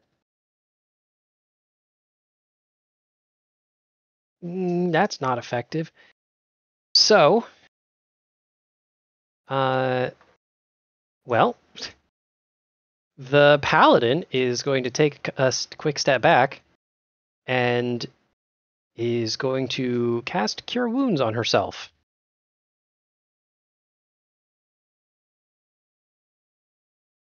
We're going to do... Actually, we're going to quickly look this up. Yeah, we got second level slots. So, cast this at second level. And she's going to pick herself up a little bit too. Not a ton, but that happens. And that is her whole action?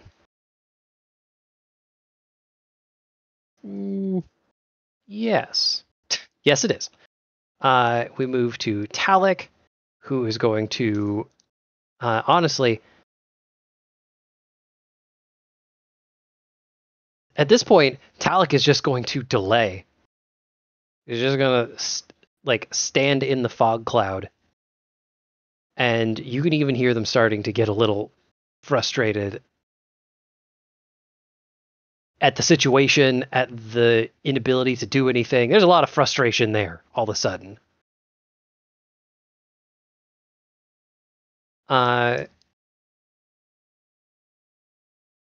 Talik even shouts, "Come on, Asdel, just bring down the cloud. Get them out of here. We gotta take care of this." And you can't see it because they're all in the cloud, but the wizardess shouts back, "Not on your life," before moving back to safety. The rogue is also going to hold an action, or is going to, do the thing I just said, and we're going to move straight to Rayun and the rest of the team. All right. Let's see. I'll use second wind. So that's 1d10 plus my fighter level, Mm-hmm. which is 3. So where's my die? 9, 10, 11, 12. Nice. That's pretty good. So that's 12 health.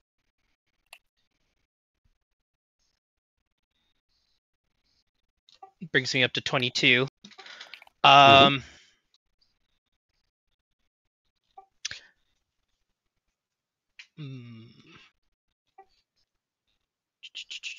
You know what? I'm gonna get set up. Do you still have your guaranteed hit? I do. You could go but I'm wall gonna up the take this. cleric I could. and then just pop back into your corner. Yeah. Action. I mean, second wind is a bonus action, correct? It's a bonus action. Yes. Bonus action. Okay. So I'm gonna go ahead and go up to the cleric and attempt to hit. Okay. And that's with disadvantage, correct? Yep. Yeah! 21 to hit. Woo! That hits.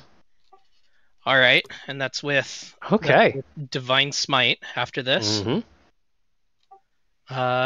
Actually, okay, just double checking.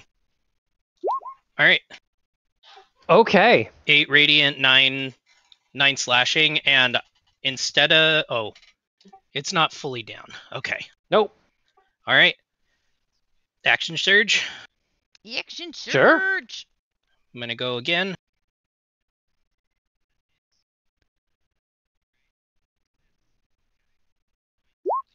$21. Nice! Wow. You don't Once- have to once use again- it yet. This is amazing.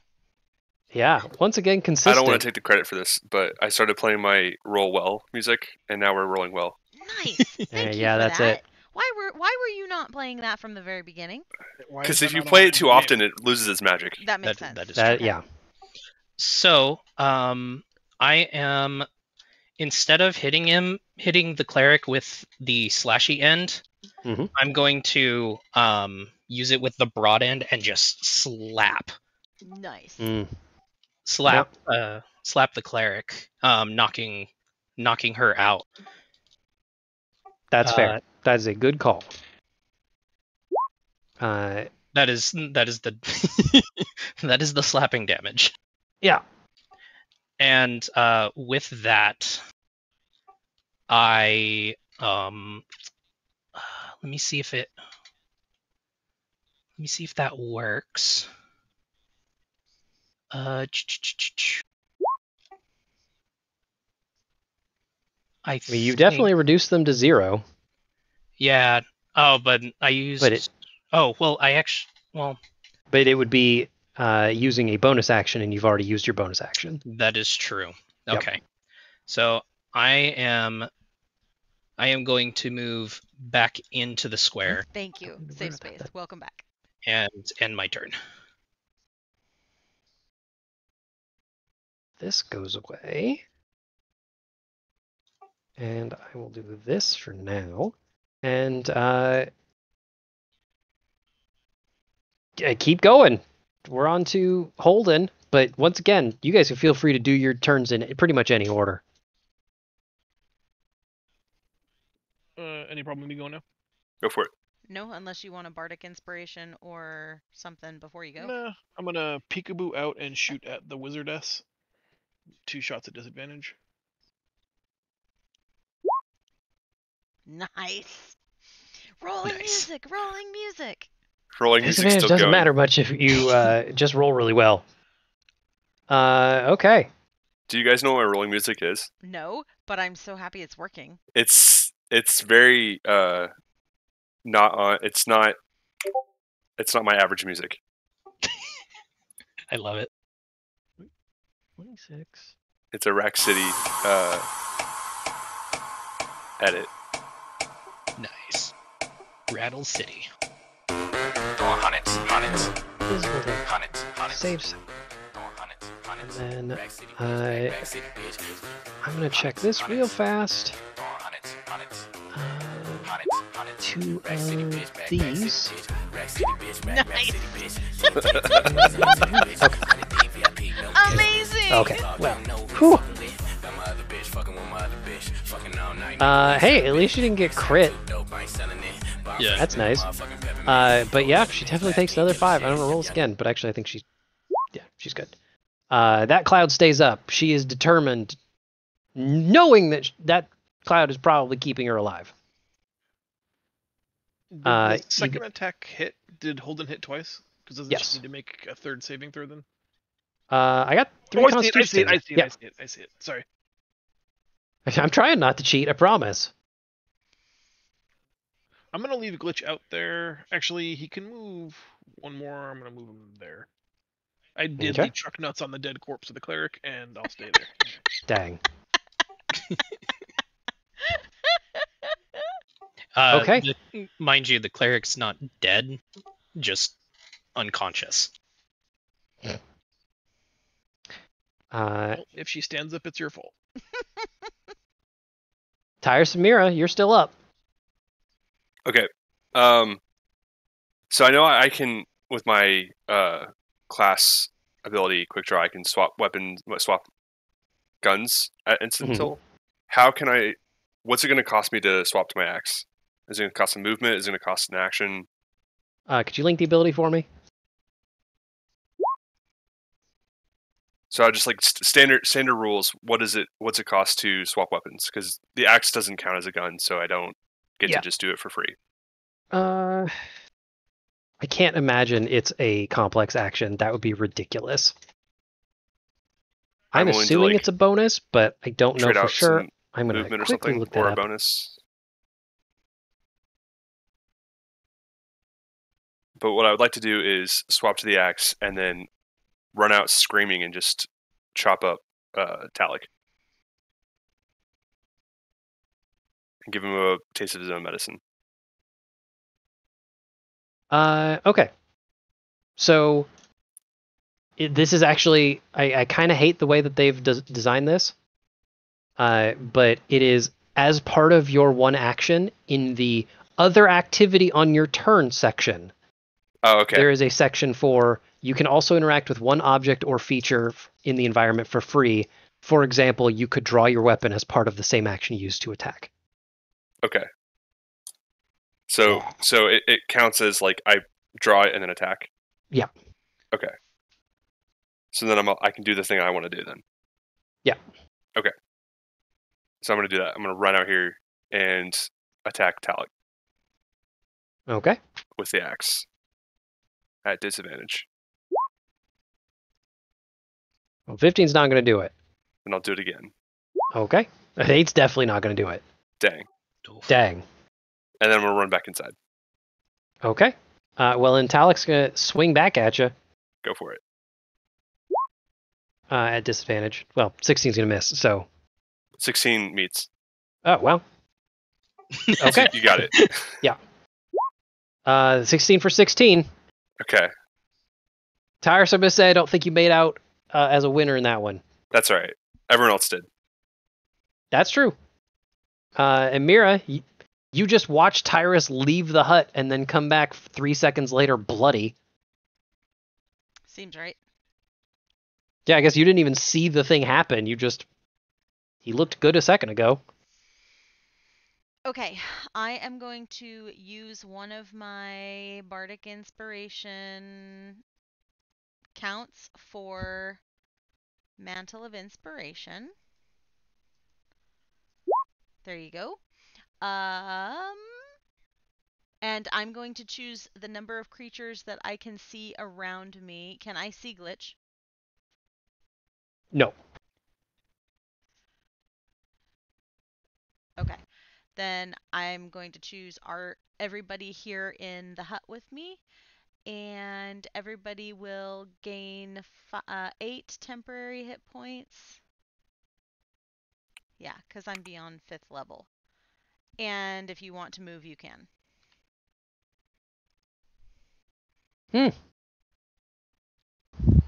Without provoking an attack of opportunity. Okay, that's good. So that is for that one. And Wow, and that's only a bonus action. That's neat. I can only do it if I have Bardic Inspiration tokens available. Mhm. And I'm going to go ahead and just do a little... Oh, that's also a bonus action. I can't do that.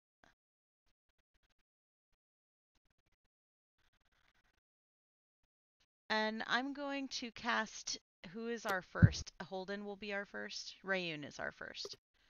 Rayun, I'm going to cast Enhance Ability. Oh, no, I can't do that. I don't have any more spell slots at level 2. Okay, I don't really have anything else that I want to do, so that's it. I'm going to... Yeah, I can't cast Healing Word. I can't use 2 bonus actions and no regular action, right? No. Okay. That is correct. I want that to be the case, but it is. Okay, then I'm done. Okay. Well, I guess they're not making a death saving throw. That's nice. It saves me a step. Actually, I'm gonna At the end, myself. Sorry. that's So a that I'm not perfectly valid wasting a action. thing, Yeah. I'm gonna just do that. Mhm. Ugh. Yeah. It's something. Okay. At the end of the turn, it is muffled, like you are hearing it through water. But that same voice from before, from the avatar, at this point, just sounds annoyed. Like, well, this is hardly becoming of heroes like you. But if you insist on hiding, I guess I'll just kill all these hostages. I'll kill the goblins too. Hardly care for them.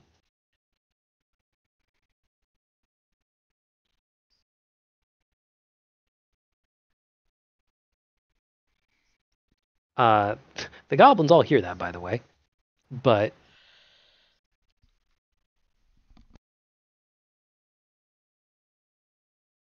let's see.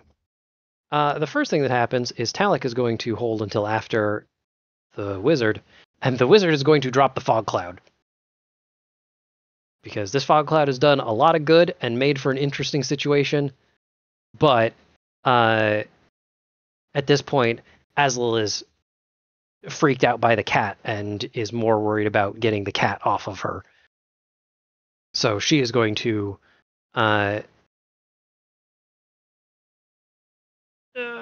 there it is. I need to check this real quick. My cat's going to eat my microphone. Sorry about that. Hello. Here to purr. Yeah.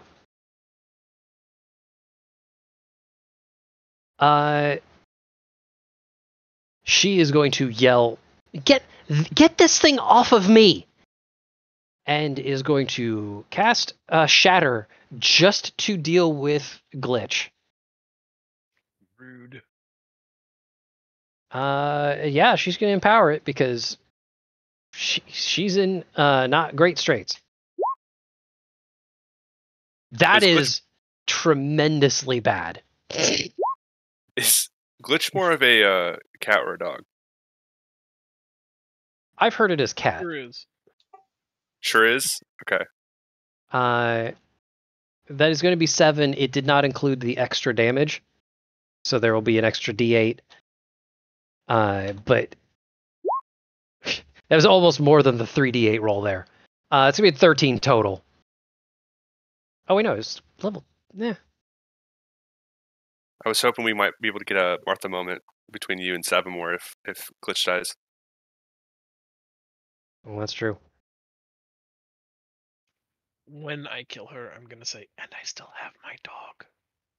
Nice. Moving back to the Gob Pack, Talek has a target. So Talek's going to go over here and deal with the glitch problem. That is... We're taking... well, he's not going to get Fury of the Small, but he is going to take the first swing. I have no idea what Glitch's AC is. 15. That's it. Okay. For 13 and a second great attack. Oh god. For really 1d12 and you got a 1. For another 18. You left a brave warrior outside the hut, and that is respectable, but Yeah, it's his job. that is his job.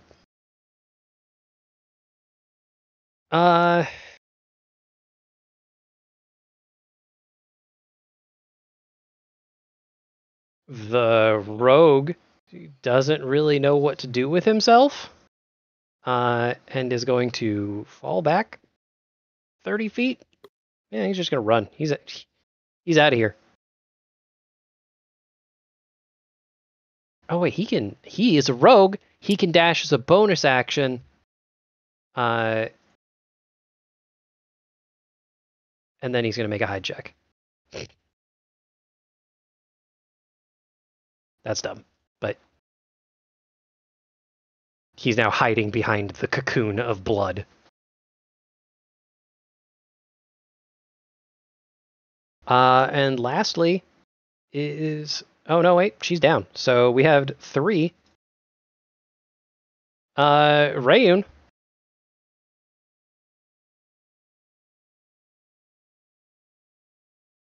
Alrighty. Just in case, I'm gonna go ahead and, as a free action, activate my shield for 5 additional AC, Okay. bringing me up to 25 AC. Mm-hmm. And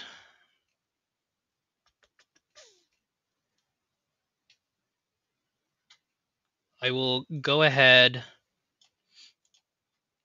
get up into Talek's face and attack. Okay. Jeez. 24 to hit. I like this part where food rolled made you roll good dice. There's words I was trying to say. I use my own bardic inspiration. That's true. And you might have just heard the sound of my cat leaving my lap. Yeah, at least he's out of the way now. Okay, but that's very effective. Look, the cloud's gone. You can see your target finally, and they don't even have a shield. So, by all means, bash that bastard. Is there anything else you'd like to do? Move back into the shield. That is going to provoke an attack. That is okay. It's not a disadvantage. That feels nice. Just at +5 AC. Yeah, we'll do it anyway. We'll do. Oh, what's up? Well, I guess I could bonus action. Yeah, you still have bonus actions. Bonus action. I'll go ahead and add another 2 AC with Shield of Faith. Haven't used this guy in a while, so bringing me up to 27. Okay, this is unlikely to go well. Wow, you did not need to bother. Well, but I respect it. I'll still have +2 AC. Yep. Okay. Well, we still got 3 players that are free to act, and 2 poor goblins that you can see. Since next on the order of the sheet, I'll just go if that's cool with everybody. Go ahead. I'm going to use bonus action to move X to the caster lady and 2 shots on the caster lady, no more disadvantage. Mm-hmm. Oh yeah. Ooh. Wow. Oof. I am. Well, let's start with the easy part. Obviously, both of those hit. And you do actually still do enough damage She did. with 1 left over. That was way closer than it should have been.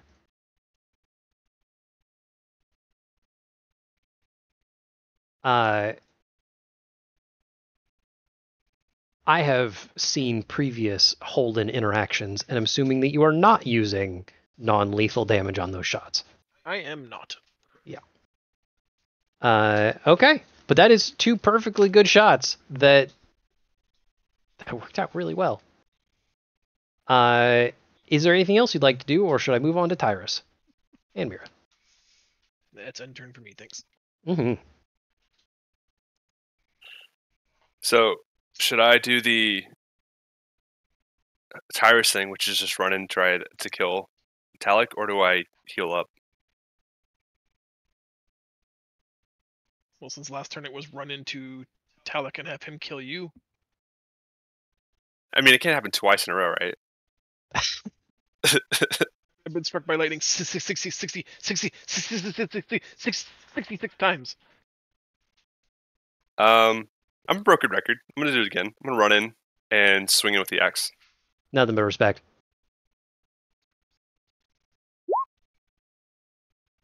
Tyrus. Gotta love it. Nice. Have you Tyrus. already used your guaranteed hit? I have not, Well, there you go. Would you like and I will use it on the second one. I guess. Like, Okay. do I? I guess I don't. No, you don't roll damage till afterwards, right? Correct. I'll just do it on the second one. Guaranteed hit. Sounds good. That's good. That is some good damage. Best I could do. Literally. I mean, and you two are playing footsies with each other, right? Like, you're swinging and they are dodging out of the way, and they've been doing a pretty good job of it. That second swing barely would have scraped plate, and no, actually, you kind of just know how to handle that at this point. A good twist of the wrist, a quick inspiration, and it goes right under their breastplate, hitting them pretty brutally. And then I'm gonna back out and give him a attack of opportunity. Tyrus, what are you doing, man? You know I have to do this. Yeah, go for it. Contractually obligated. Hits. Don't forget you have your 8 temporary hit points. Yeah. That lasts That's until true. the end of your turn. Good God. So there goes 8, and then here goes another 8. Oh my gosh. So yeah, next turn I'll definitely drink the potion. Okay. There's no way I'll just run out there and do that again. Now I see Mira's got a choice of, does she try and stop Talik or save Tyrus from himself? Well, I can't stop Talik because I'd have to leave the thing and then we don't have it anymore. And I don't know if she's going to come down and fight us, so I want to keep this up a little while longer. I'm going to go ahead and healing word. It's only a level 1. It's not going to be great for Tyrus. There you go. Have 4 hit points. You should Nice, save that. thank you. I'll drink some soup next time, I promise. And that's it, because I can't take any actions. Contractually goblinated. Yep. Yep. All right. Well, I'm going to quickly move through a couple of initiatives. Start with the paladin who is down. When we get to the top of the round, Savamore has seen that this has shifted pretty aggressively, and she is furious. She starts to yell out and gets as far as, "What are these worthless?" And before she can, or at least finish that sentence, she very briefly screams out in pain, and you hear a terrific clang from up above. It sounds like maybe she's put a little too much focus into this fight, and Talamar has struck her pretty hard. You see that avatar of hers kneel down, like holding her chest, like something has hurt her fiercely. Could I get perception checks from everybody? Let's actually do this first.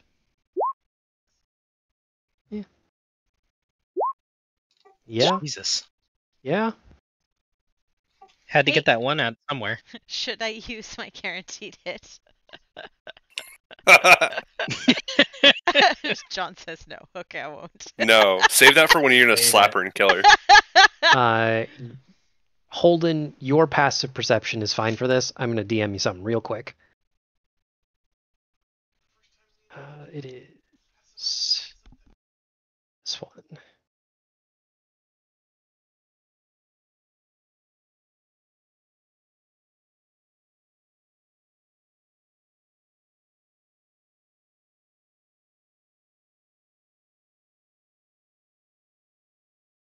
All right. So that's a decent tattoo. Okay. We go back to the top of the round. Talik is the only one here. On a technicality. Yeah. Here being, this area. Mm-hmm. So, Talik is going to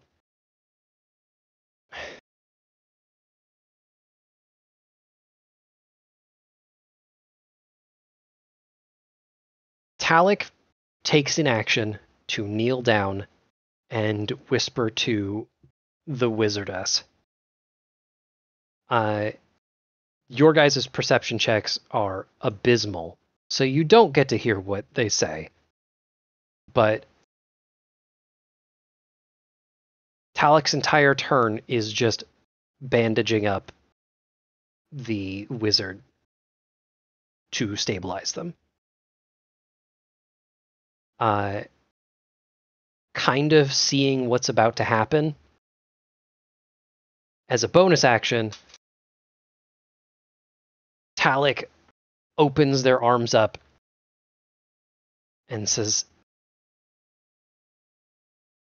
"This is how it has to end, boss. Then I'm right here." And they look square in the direction of Holden and say,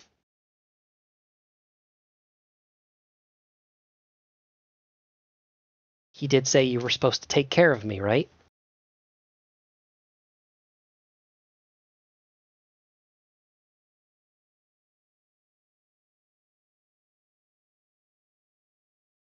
You'll have to slay 4 to stop 1. Sorry, lad. That is Talik's turn. She's stabilized. He's not here. So we're back to the players. Since we're sharing a hive mind collective turn, the avatar of Savamore is bleeding, but it looks, to my eye at least, like actual blood. I think either Talamar has kicked her ass enough that she's no longer able to, create a magical illusion. This is a physical representation of herself, or that was always the case and she just can't hide it anymore. But I think we can actually fuck her shit up now. Yeah. Do you want me to hold my turn so you can shoot her in the face? No, I want you to take down Talik if you can. Okay. I'll take my Fury Reaver and try to knock out Talik.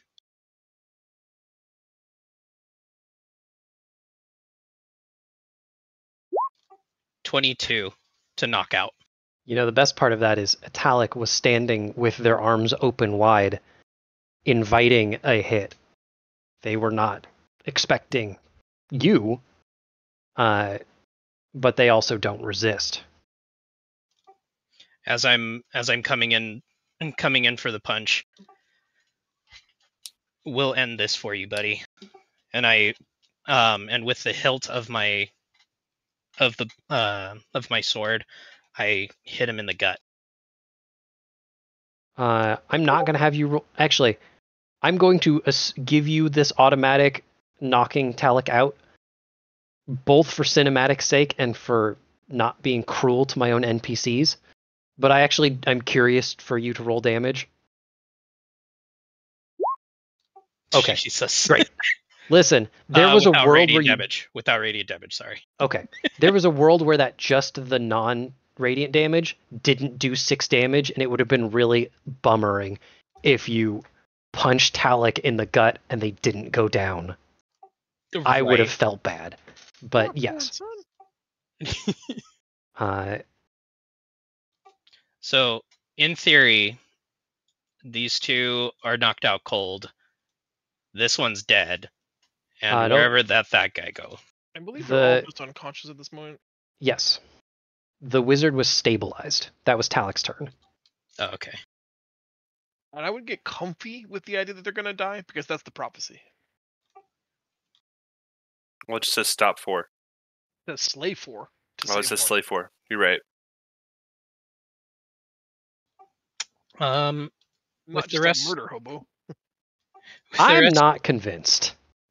With the rest of my turn, I'm going to get back in the bubble, and as a let's see, as a bonus action,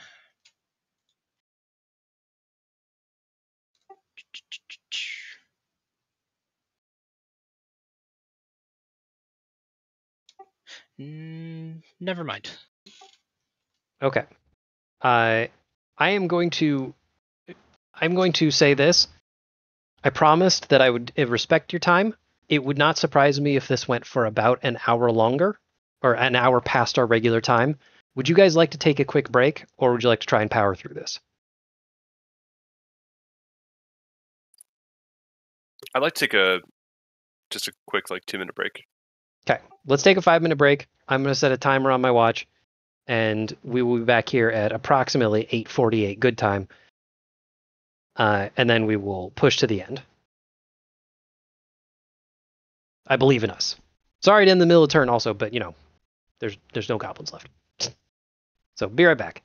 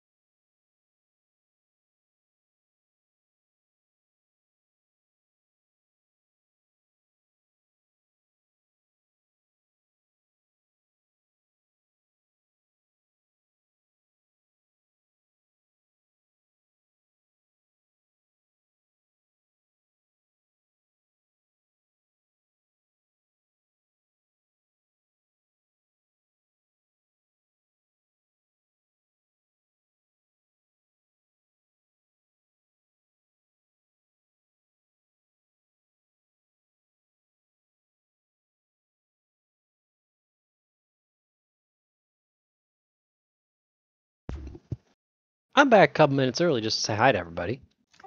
See who we got. Hey,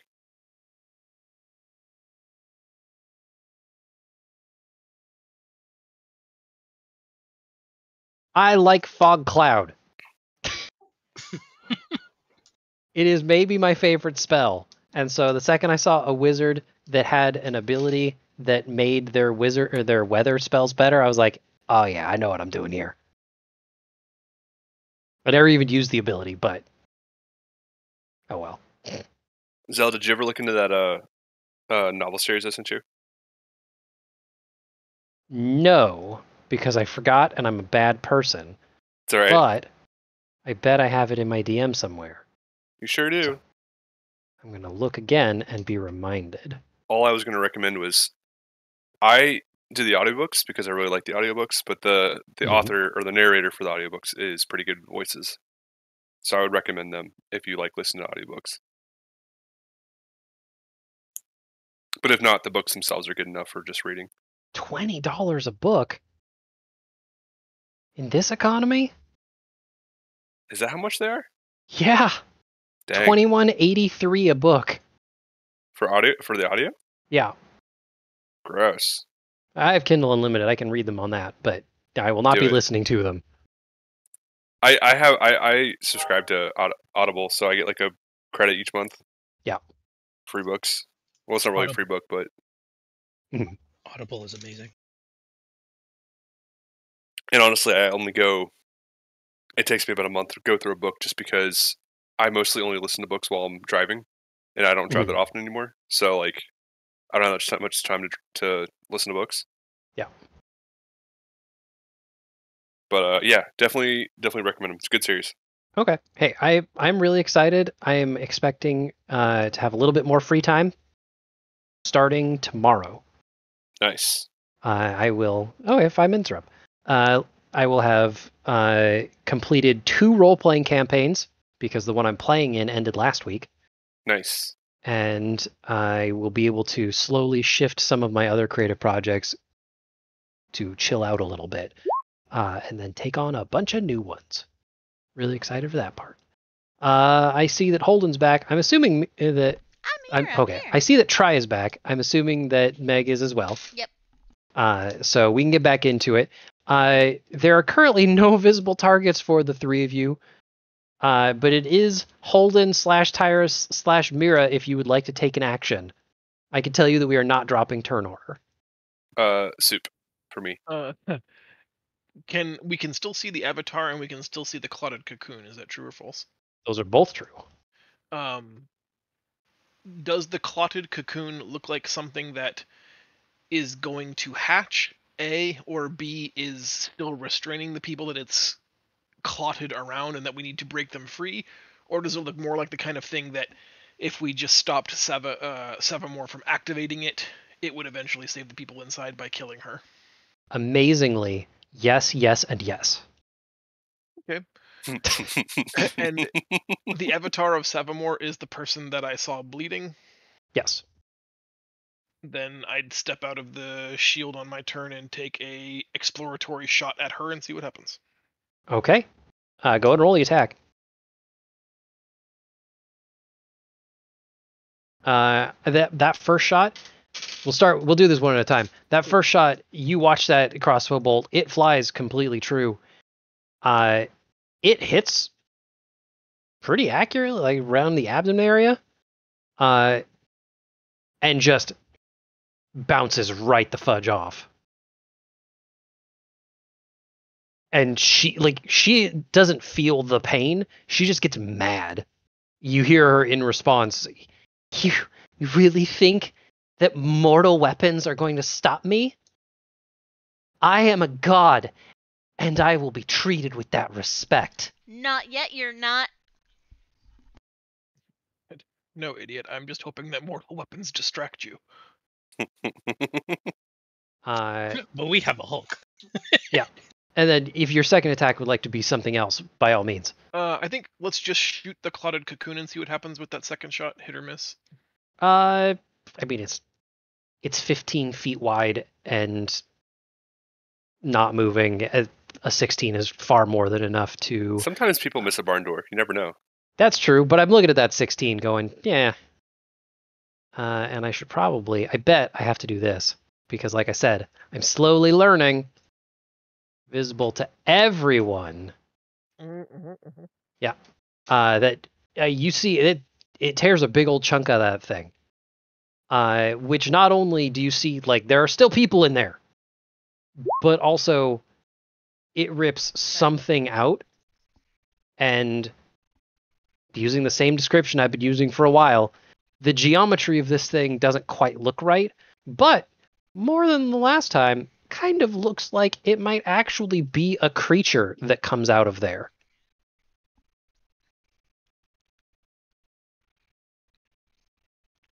Yeah, that's it for me. She's still untouchable, but I think we have to keep her preoccupied so that her focus is split. And the clotted cocoon we can beat up on, and it spits out baddies. I'm going to do a couple quick whispers before we move on to the Tyrus Mira team. I hope you don't mind if I take 1 second. And I need to look at a character sheet because we've been doing this for 2 years and I still don't know what skills are. I was really hopeful by the end of this I would know what that looked like. I'm going to borrow Mira for a second because I just need to know what skills are. Nope, she's on spells. Sorry that I'm messing with your character sheet. My bad. That's okay. I was planning my next move. Let's see. Okay.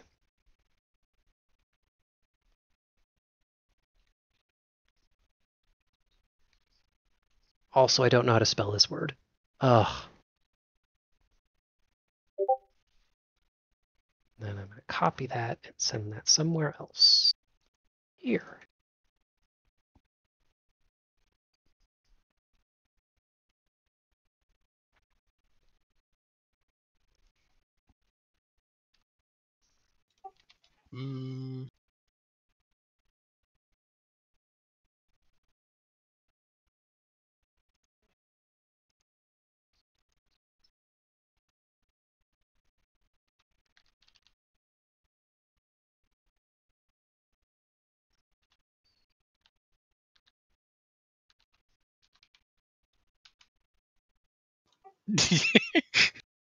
Thanks. I really appreciate that.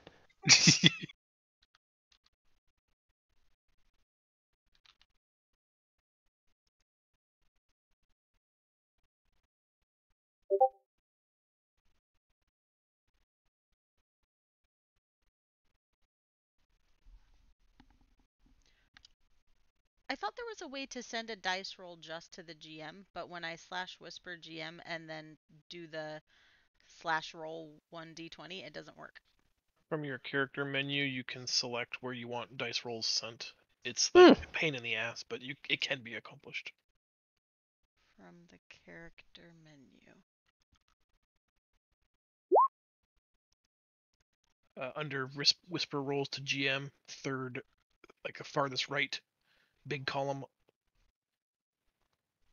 The cogwheel next to core bio and spells. If you click on that. Oh, public and 2GM.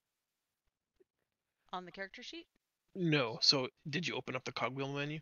Open up the cogwheel menu. Yep. On the right side, it should start with character sheet on the farthest rightmost column. Do you see that? Oh. Then you are in the not correct menu. I'm just gonna try this and see if it works. Sure. It's the Did it work? it's the purple buttons. It didn't work. Okay. The purple buttons don't work. That's what John was telling us, but it's fine. This had already taken way longer than it needed to, so I just that's fine. hit the buttons. I wasn't gonna mess with them and change things around. Sorry. No problem. That's a great thing for us to learn here in the last second of the last session. Let's do. Try if you want to keep telling her what you're going to say, anyways. I'm listening, and I'm at that point. That one whisper. I got a check from you. I don't know if everybody else saw it. I saw it. Oh, I think he's just making fun of us. Let's see. Oh, whisper rolls to GM. Okay. Yeah, it's the third option from the cogwheel menu. So if you hit whisper toggle instead of never whisper rolls, will that make the I think buttons you work?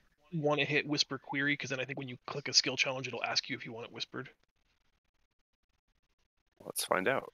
I think I'd rather just the toggle. Ah. Whisper. Nice. It worked.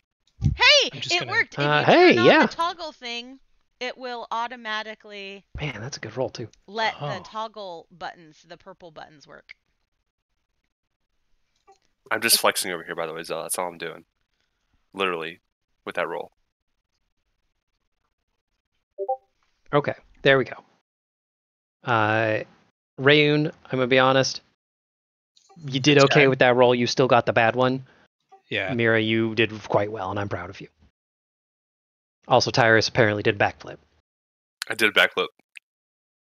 It's like, oh yeah, mortals can't hurt you. Yeah, what about this? Dang, that's a sick backflip. Okay, so we've gotten that. Tyrus or Mira, is there something that you would like to do before the end of the turn? Yes. Soup. I'd like to take my turn. Yes. Tyrus, go ahead and do your soup. Mira, It's is just- there something you'd like to do as well? Yes. 3d8, correct? 3d8. Is Dang, that's real bad. given a That's little pretty bad. is given a little It's toot so bad. on banjo an action or a bonus action? We have previously said that tooting can be either, depending on how long. Now I can't think of a tooting word for that rhymes with long. So how long you'd like to toot? Okay, I'm gonna toot for a long time. I'm gonna bust out banjo, the kazoo. Banjo kazoo. Okay.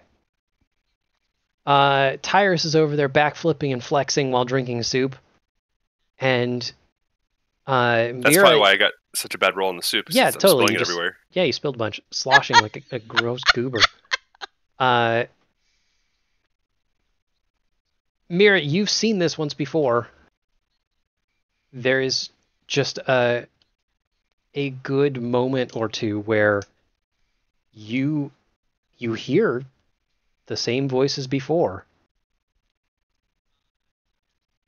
Only this time it flat out says, Maria?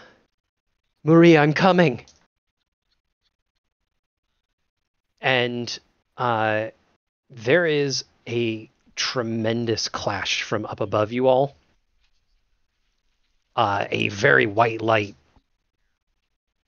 like the sun has exploded for just a second. And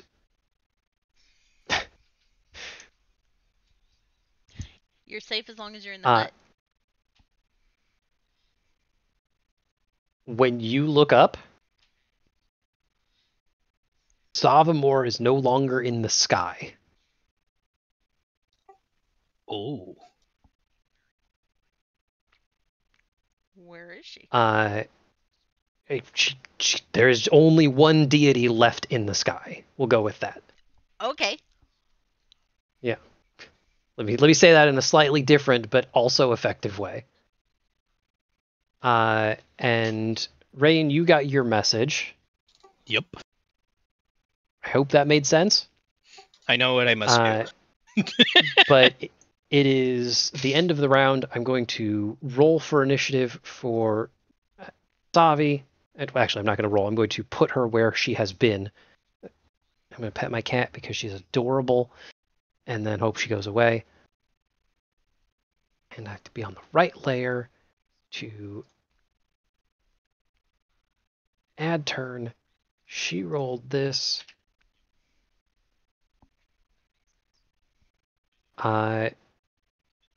She screams at you. This is not it. This is not how this story ends. I will break him, I will break you, and I will break this whole world just to watch you squeal. With one hand, oh, I just rolled over my toe and it hurt really bad because that's where I'm bleeding. Ow! Sorry. Okay, we're gonna get past that. with one hand, she raises it up, and a green glow emerges from her hand. The other, a black glow, and forming in front of her are two mighty creatures of hers. You can tell as they start glowing that they are taking her power. Like, she is giving them what she has. And as they take form, they both land on the ground, ready to defend their mistress. I do have character sheets for them. I'm not just going to cheat. I'm not going to cheat. I swear I'm not going to cheat. And you on the other one.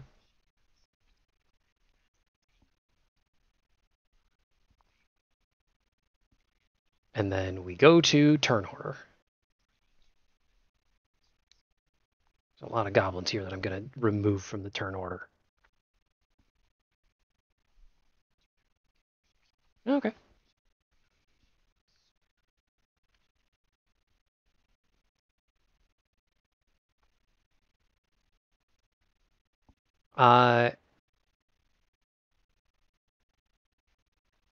Savamore does take an action. Besides summoning, once the two avatars are there, she steps down a few steps and reaches down to collect the goblin who has been hiding behind the cocoon. Almost as if maybe he wasn't hiding very effectively from her. She raises him up, like picks him up by the back of the neck like a dog, and hurls him straight down into the stone. He lands with such force that it is probably best that the cocoon is hiding the viscera from view. But at least one of these goblins is not going to be left unconscious.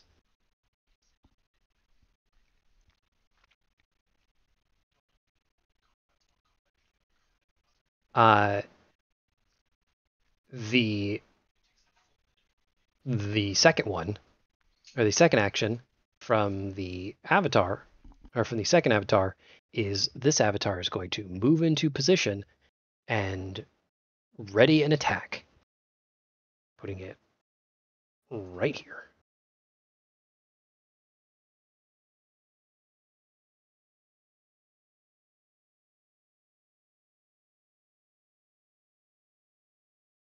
And that is both of them. So we're going to go to, once again, all of the players are in a big clump. So technically it's Rayon's turn, but by all means, all four of you can kind of go in whatever order you like. Alrighty. Grace, don't fail me now. And Rayun runs to the center of the center stage. He takes the apple seed that he has in his pack and just and like yelling oh gosh, hold on. He's risking it on a ranged attack. Enjoy the harvest, and he shoves the seed into the ground. I'm gonna drag you a channel over real quick. Or I'm gonna have you join me in a channel over real quick. Boy, my Discord is all over the place. Right. As you grab onto that seed, I'm gonna go so far as to say that you get the sense that this seed is not meant to be planted in soil. Oh, dang it. Not saying that you don't definitely have the right idea, but perhaps maybe it needs to make direct contact Oh, so I guess I'll shove it into the avatar? Is that a better shot? I would probably save it for Savi. Probably Savi. Yeah. Dang it. Alright, well, I'm on the other side of the avatar. I guess I will attack the avatar then. Sounds good. And before we do that, all right, we're back. Instead of that, I am going to attack the avatar instead. Attack the darkness. Except I don't have magic missile. Alright.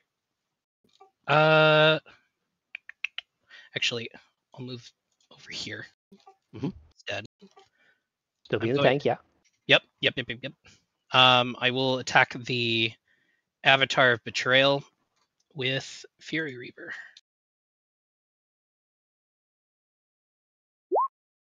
$26 to hit. You know, I'm serious. You flipped a switch and started rolling well. And that's a crit. Oh yeah, that's a 19. That is a 19. Okay. Well, it doesn't matter what their AC is. Go ahead and roll some damage. 1 sec.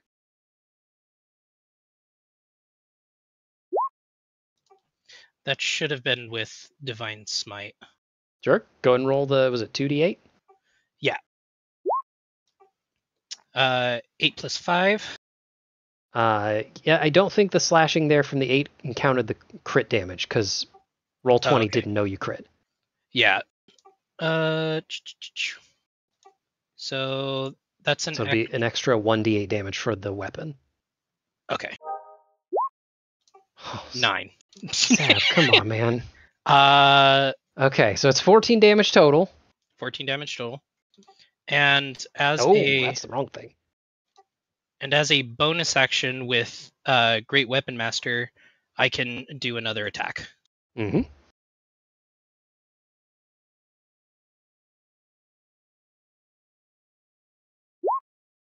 Okay. No. That's not nearly as impressive. Not nearly as impressive, but you did roll more than the damage that you just dealt. Mhm. Next in line, sorry, I had to sneeze, is Holden. Although, once again, you guys are free to manipulate that order if you like. Since Glitch is dead and it will take me a minute to res, I'll use my bonus action to move Hex onto the Avatar of Betrayal and attempt 2 shots peekaboo style, and then moving back into the hut.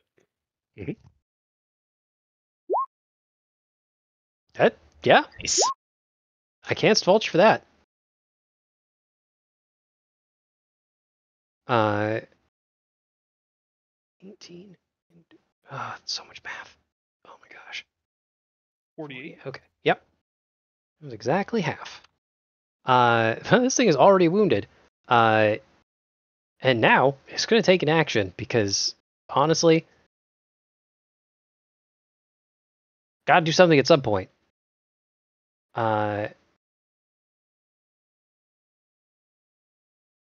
And what better way to do that than with a little friendly fire? Those 2 arrows, or those 2 crossbow bolts that shot into the Avatar can now only shoot into Rayun. So, the Avatar glares down at you, Rayun, as those 2 bolts go firing out its back. They definitely did enough damage before flying at you. And Holden, could I ask you to roll that attack 2 more times?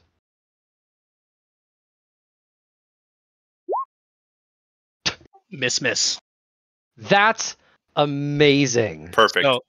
So as the arrows are coming at me, I withhold my shield and I quickly deflect them. Yep. Okay. That's amazing. I'm so happy that happened. I can't even be mad because I'm smiling too hard. Okay. What a good time to just be the perfect tank. As those 2 arrows come seemingly out of nowhere, but you are ready for them, and they both just bounce right off your shield.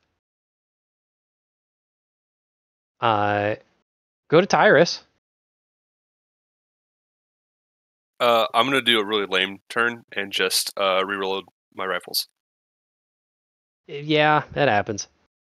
and then I'm gonna pass. Mira. Is Telemar here, or do I need to keep tooting on the banjo? Telemar's currently in the sky, and since I've already been giving a bit of divine direction, I'm going to tell you excessive tooting will not be effective. Necessary. Okay, great. Yeah. Then I am going to cast Counter Charm, just in case, which will give everybody until the end of my next turn advantage on any saving throws to being frightened or charmed, because there's some weird stuff happening here, so that might be necessary. And that's it. I'm just going to hang out in my tiny hut. Okay. Before we get to the third avatar, there's too many avatars in this fight. The avatar of betrayal is going to expend its saved action to attempt a prod at Rayun with its trident. With this button,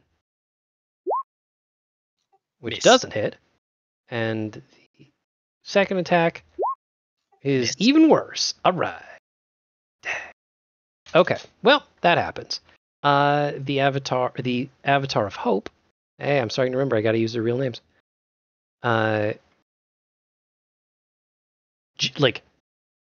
Genuinely looks annoyed.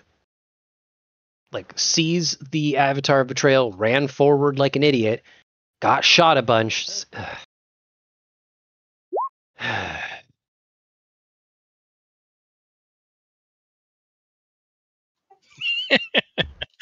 Great. Let's see.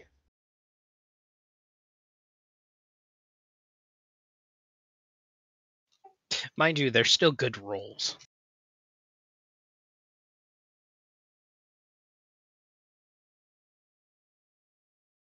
Yeah, this seems fine. She's going to cast a spell. Good old blindness and deafness. She has to run forward a little bit to do that. But Rayun, if I could have you make a Constitution save. My favorite.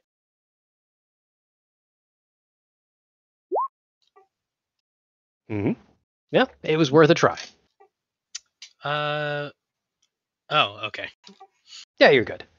I was like, where's the save? Oh, there it is. No, really. Computer? Does that not work?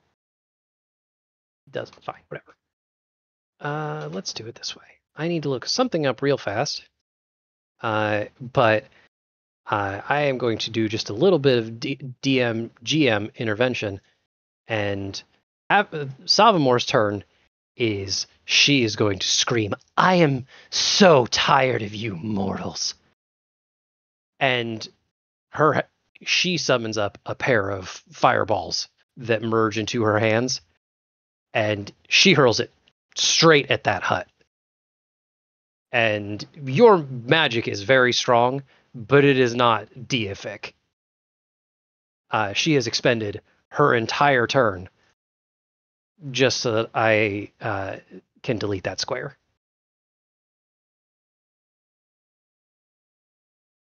Or try to. I don't actually remember how.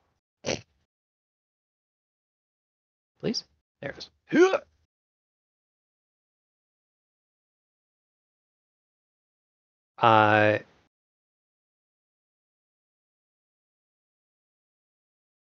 Moving to the Avatar of Betrayal, who is, at this point, pretty gravely wounded, all things considered. The Avatar is going to step forward and get the two of you guys into melee, and is going to make an attack on... actually, she's going this way. Let's get all three of you all tangled up in this business. Disadvantage. Okay. For Holden and Mira. Am I linking that again? I think it's need to see it. Oh, but it I is. think it might be one attack. I think it's. Well, it depends. If you're doing like a sweeping motion. No, it's gonna be two separate attacks. So you'll pick one. Okay. Which of you has the? Well, I guess it'll depend on Pick who you're Mira. attacking first. Okay, Mira. So disadvantage for Mira. Okay. We'll start with that one because I'm thinking about it. The attack into Mira probably misses. Yep, my AC is 15. Yes. Okay.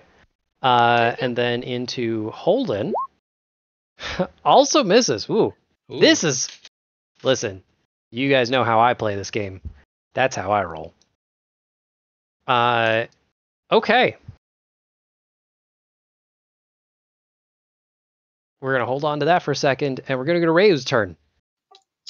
If I use advanced dodge and I move out and the avatar misses, I can move extra. Yeah. Okay. So advanced dodge, Mm-hmm. That's your action. and I will move. Let's see. Sorry, one sec. I'll move over here.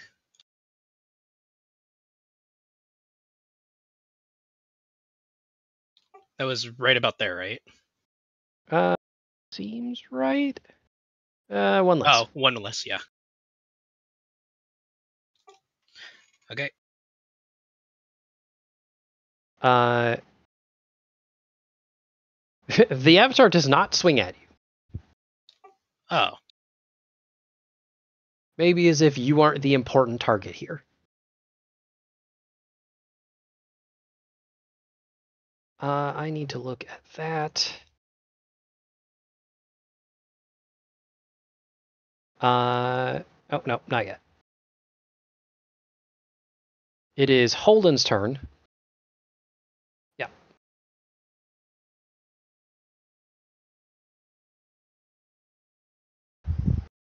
Well, goody. Hit it very hard. Listen, there is no world where I could just let you guys be invulnerable for forever. I love you guys, but I mean, it was really nice while we had it, though, because we would have been dead yes. many times over. I'm gonna Misty Step to there. That was my second level spell slot for the day, and then That is your third Misty Step. yeah, I get one for free, and Okay. then the rest of them have to cost spells. Mhm. And then my usual song and dance, because if it's not Baroque, don't fix it. You're not a bard. Well, I can't fault you for that. Those definitely both hit. But you do 13, have a nice string. 27 plus 5 is 32. We're slowly getting better at that math.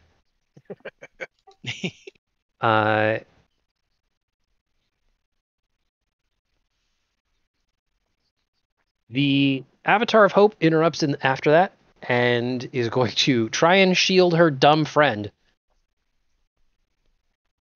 giving the Avatar of Betrayal a shield of silver that will give her advanced dodge and also advantage on attacks against Holden until the end of their turn. Oh, until the end of Holden's turn. Use my shield token. And go to Tyrus' turn. I'm going to use my Deadeye shot on the Avatar Betrayal to negate that disadvantage. That makes sense. And I'm going to shoot it with the beam rifle.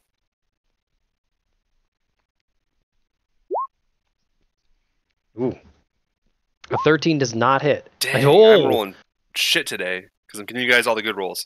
Yeah, that's true. Hey, listen, you're just helping out. Just I'm a support roll right now, apparently. Yeah, your beam rifle has given up the ghost.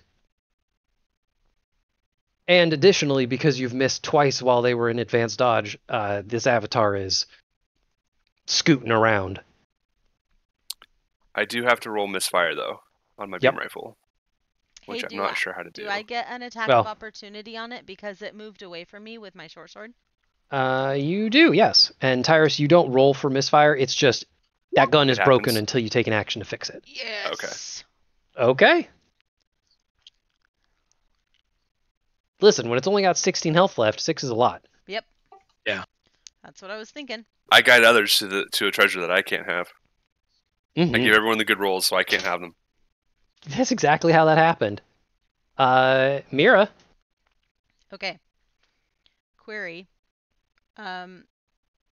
Does advanced dodge mean that I have disadvantage on attacks against it? Yes. Which theoretically meant the other one shouldn't have happened, but I'm too late. Okay. And I can apply sneak attack damage because it's within 5 feet of Holden. It is not within 5 feet of Holden. Oh, it would have to be in the square next to him? Yeah. Okay. And I still have my guaranteed hit? Yeah. If All you right. roll right now, you'll roll it really well. I'm going to try to short bow. Does 17 hit? No, ma'am.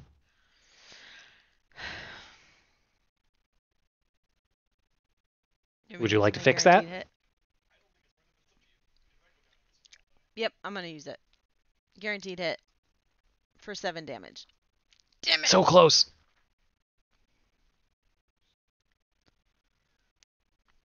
Oh. Okay. Anything else?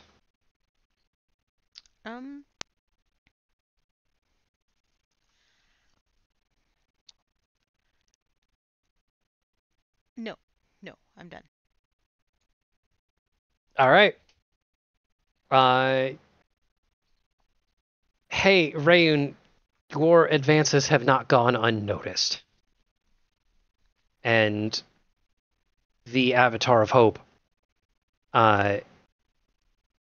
decides to become a problem for you. Perfect. Let's see. I need this one. Actually, she's going to cast a spell.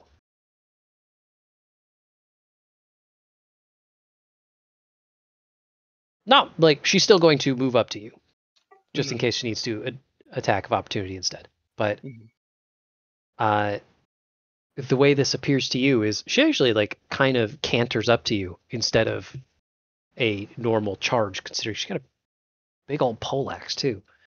And instead reaches over to try and give you a hug.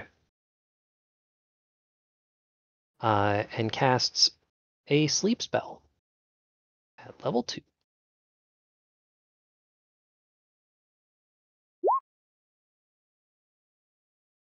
For 25 points worth of creatures put to sleep. Is there a DC for it? Having 26 hit points. Yep. Yep. So I'm going to give you. Why do they? Seriously, guys, I'm not going to stop complaining about this. These tokens suck. I'm going to give you a snail. It's the best I can do. As she reaches in, gets her arms around you, and whispers to you, "Everything will be okay. But you must go no further, mortal."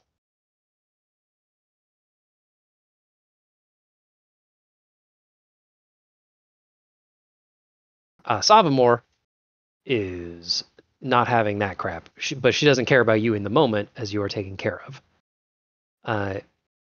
The doggo starts to run past you. A second doggo makes itself known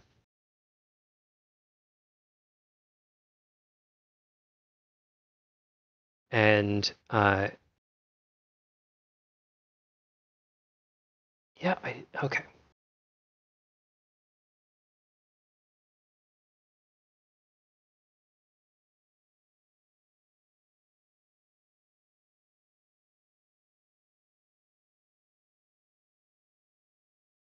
And she is just going to take the opportunity to reach into this cocoon. That seems like the best way she's gonna do it. She walks over to the cocoon, sticks her hand right into it, pretty close to where that bolt hit, and rips out a third a third copy of these bloody doggos. When she does, the cocoon erupts. It erupts in blood that will thankfully at least hide the poor goblin. But it and the folks that were inside are left as nothing more than a bloody mess. And she whispers, "Go, kill them in my name," which spurs them forward. Oh, they move 40 feet. Yeah, spurs them forward. I like there is a quick conversation happening in text, and I appreciate you guys while I take my turn, apparently. The Avatar of Betrayal is going to make an attempt once more to spear a bunch of folks. Because we got this really sweet trident. It just needs to hit something. It takes a step backwards and makes a first thrusting attack at Holden.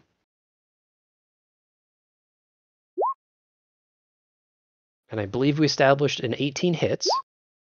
It does. Which is going to be this much damage. Nope, that's a second attack. This much damage. Shame, that would have been a bad roll. It was the same roll. Yeah. And then is also going to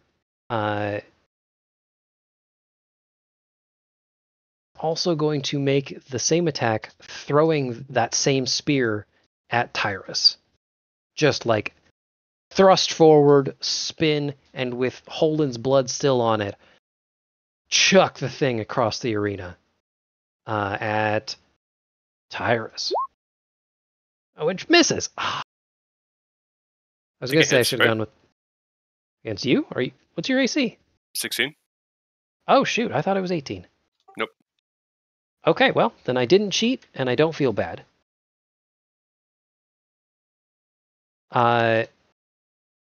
When those two spears connect, you both feel a pulling sensation as the trident literally yanks the two of you, pulling you together.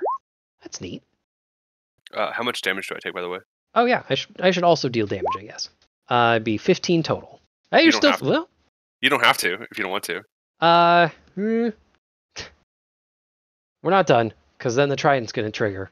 The first thing that happens is the four of you will be moved to here. Which is nice. Literally pulled together as best as possible. And then because you were moved 20 feet, you will also be taking some amount of damage. Whoa! For an additional 11 damage.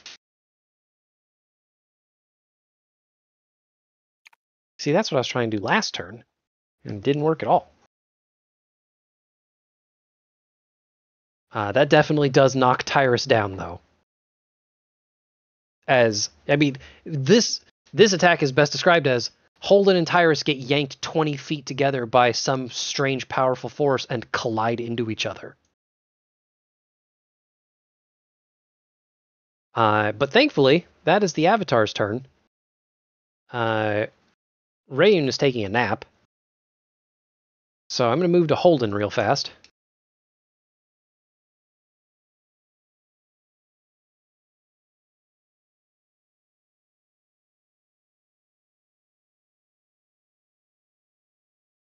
I'm gonna attempt to move away so I can fire without disadvantage. I know that you're gonna Mhm. hit me.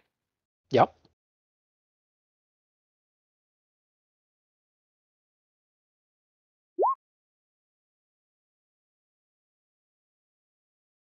Sorry.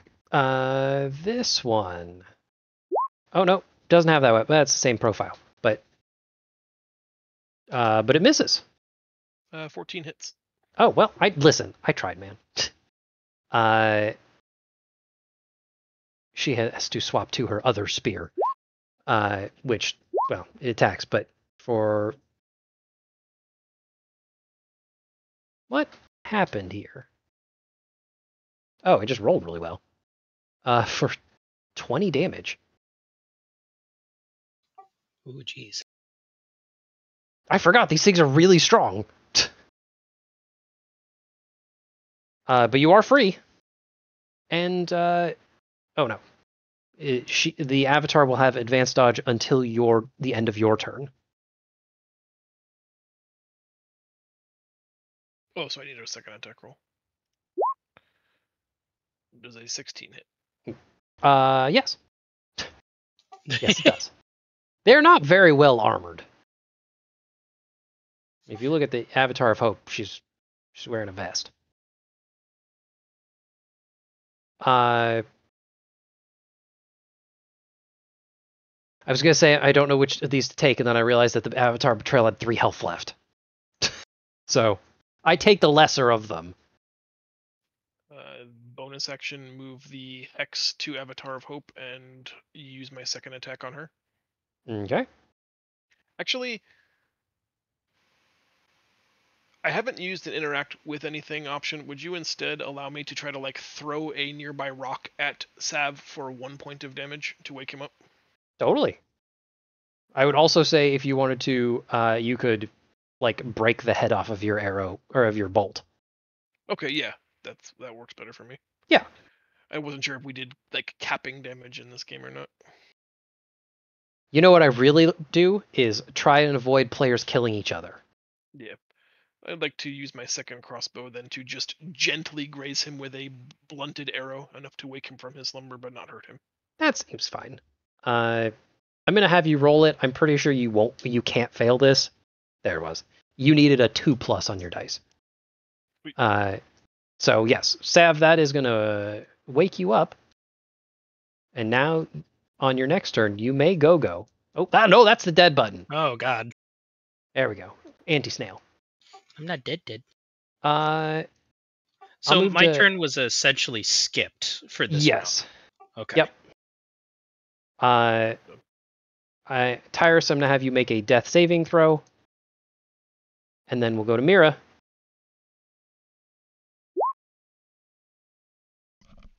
That's a good roll. That's better than any of my attempts to make a death save ever. I'm going to Better than any roll I've cast- done so far this game. I'm going to cast Fairy Fire around here so that it hits the Avatar of Hope and these 3 things. Okay.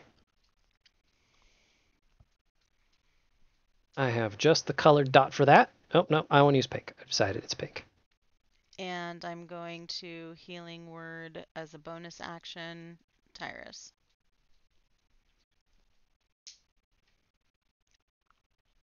Four health is a lot of health when you have 0 health. It's infinitely more than I had. Yep. Listen, that's how I made most of my progress in Baldur's Gate 3. Can we? So I'll just take damage, and when they die, I stabilize. Can we retcon the order that our turns went, since we both rolled 8, and let me go first so that he can drink soup on his turn? Yeah, that's fine. All right, we'll drink some soup then. Yeah? Oh gosh. Why are you so bad at soup? Soup doesn't like me. First I was doing a backflip, and now I'm on the ground, laying Yeah. down, trying to Also, drink soup. don't eat while lying down. That's ridiculous. I'm gonna Bad get for up. your digestion. All right, well, That's you're no back up longer to prone. 12. That's good. Good enough. Yep.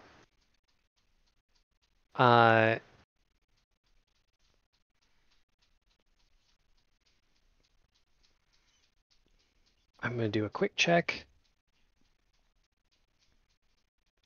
Nope. These guys are all rolling forward, and that's funny. So first is the Avatar of Hope, who is very fast, and sees her companion go down. Pretty unhappy about that. Marches right into the lot of you.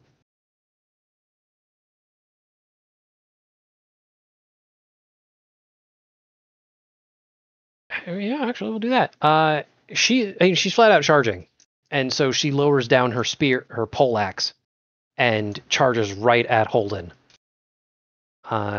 With this attack, which does hit. It does hit. For 14, That'll. and is gonna boop you away. And a second attack into Mira, which definitely hits. For some damage, but is not for a decent amount of damage, but is not going to choose to boop you because that would be ridiculous.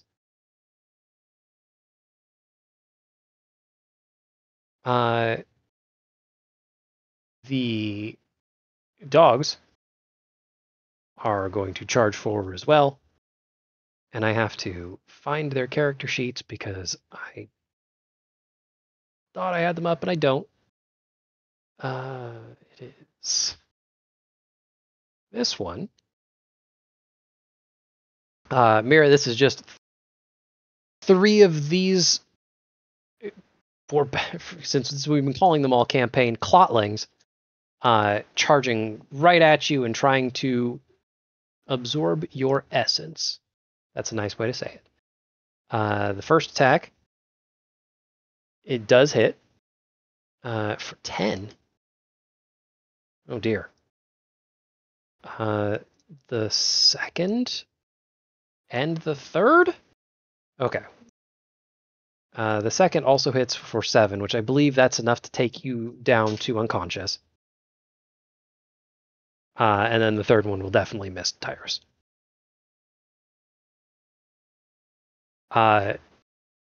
Mira, you are down, and I've decided barely conscious because it is important you see that Savi, seeing that things are going well for her, charges up another one of those combined fireballs, the kind that can even destroy a mighty hut. And with her hands behind her, she is not prepared to defend herself as an enormous sword. Not Sargeras level, but, a good 15 feet tall and shining gold, crashes into the stadium behind her. It doesn't even hit her, but it doesn't have to.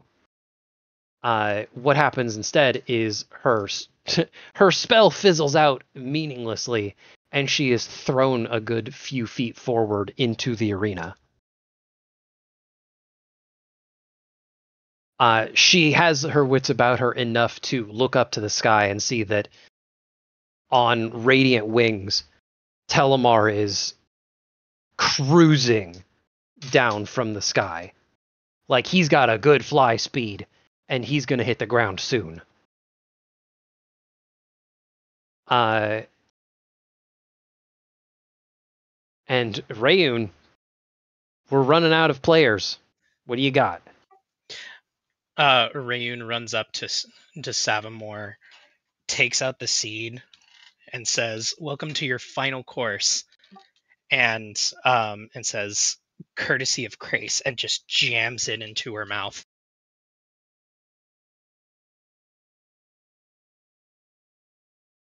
Those of you that are conscious, including giving Mira, because I already said that she was barely conscious, can see that Savamore is like down on her knees and one arm on the ground. She is not doing well. And there is just a hint of defiance when you start talking to her, but when that seed makes contact, almost instantly, it takes root. The thing starts spreading. Within seconds, a trunk has formed, leaves are growing. The thing is monstrously tall, 15, 20, 25 feet. It keeps growing. And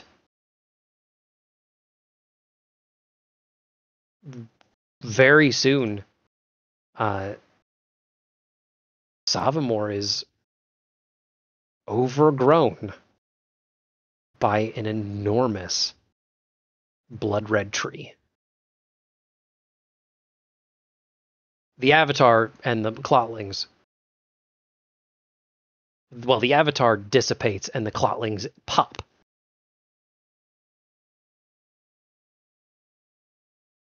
And Telemar lands just as this tree arrives. He barely knows what's going on. You could see his eyes are completely glazed over with yellow light. But it's not his voice that breaks through the quiet when the arena settles. Instead, all four of you hear a very pleasant voice as a gentle-looking man walks out from behind the tree. Hello. Wearing... No, not No. quite. This man is just wearing a straw hat, flannel, and overalls. And he leans out against the tree and then sits down beside it. Well, look at all of you. And look at you, son. I knew you could do it. Always knew you had it in you. And now, we've got a mighty tree here. First of many, I should say. It's a mighty tree. And that figure dissipates. But in doing so, Telemar has not shrunk down to your guys' size and starts to look around.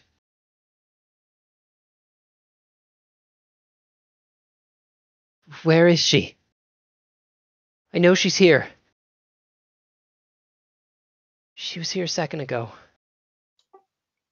If you're speaking of her avatar, and he like points to the tree.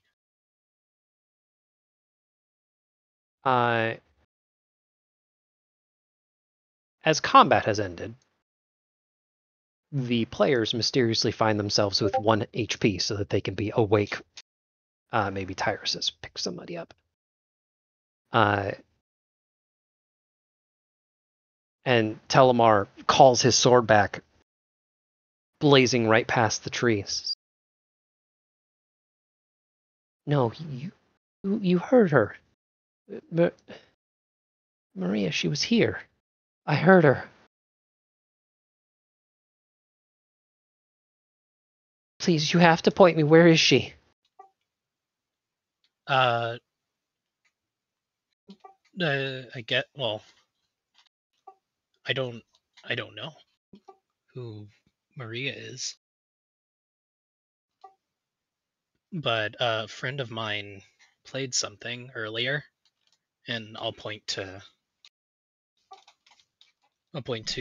Mira. My dead body on the floor. You were unconscious, yeah. He doesn't waste time. In 5 or 6 steps, he rushes to you, and in doing so, like, lifts a hand up with his shield and restores you to full health, because he does not feel like waiting for you to heal. Holden, you also get a little bit of that. And you know where she is.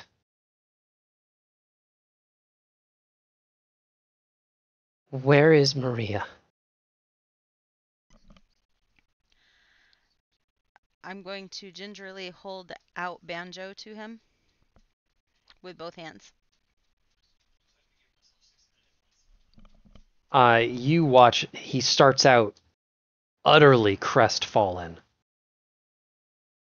But a second later, puts on a sad smile.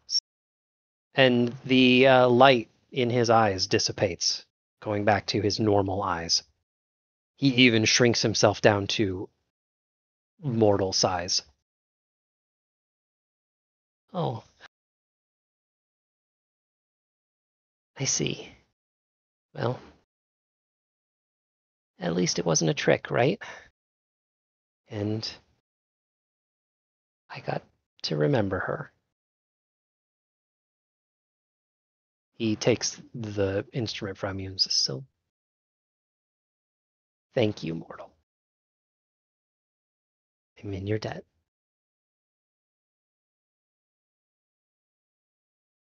Within a couple minutes,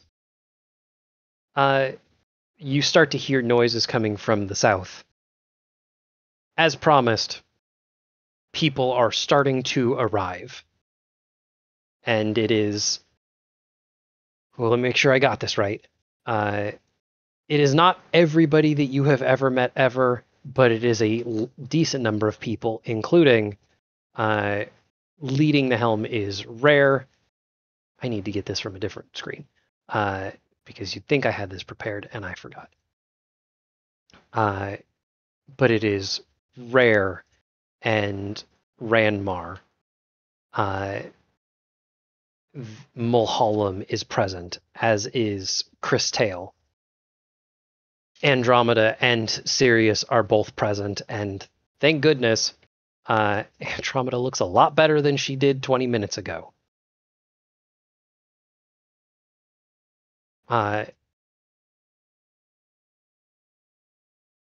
When they arrive and see the carnage,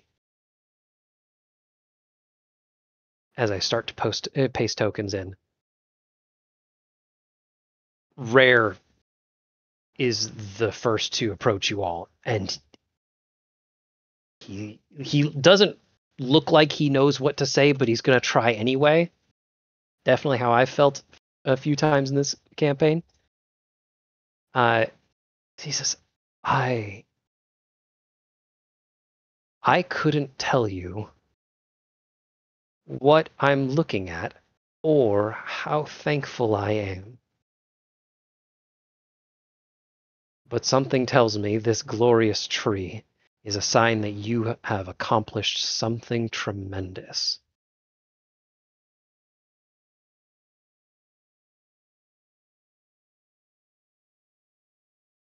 Would you mind sharing your story?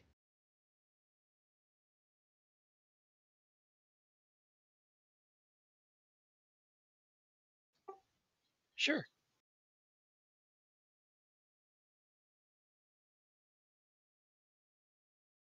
We can skip a little bit of storytelling as you report in, but the end result is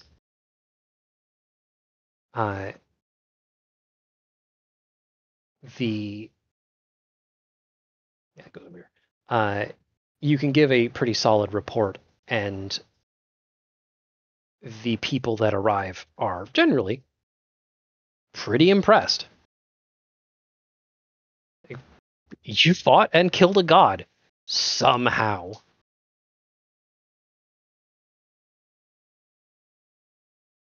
It's Ranmar that breaks the silence once you finish your story, and he says, "Well, I knew you could do it all along, but I still have a dish. May I present it?" Need some help with that, Ranmar? He presents the dish, and the people assembled generally just kind of relax. Right, there's a nice quiet after the storm of, okay, thank goodness we're all still alive.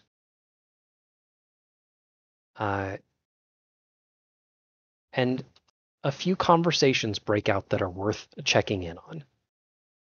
The first, I think I have everybody I'm supposed to have on this screen, is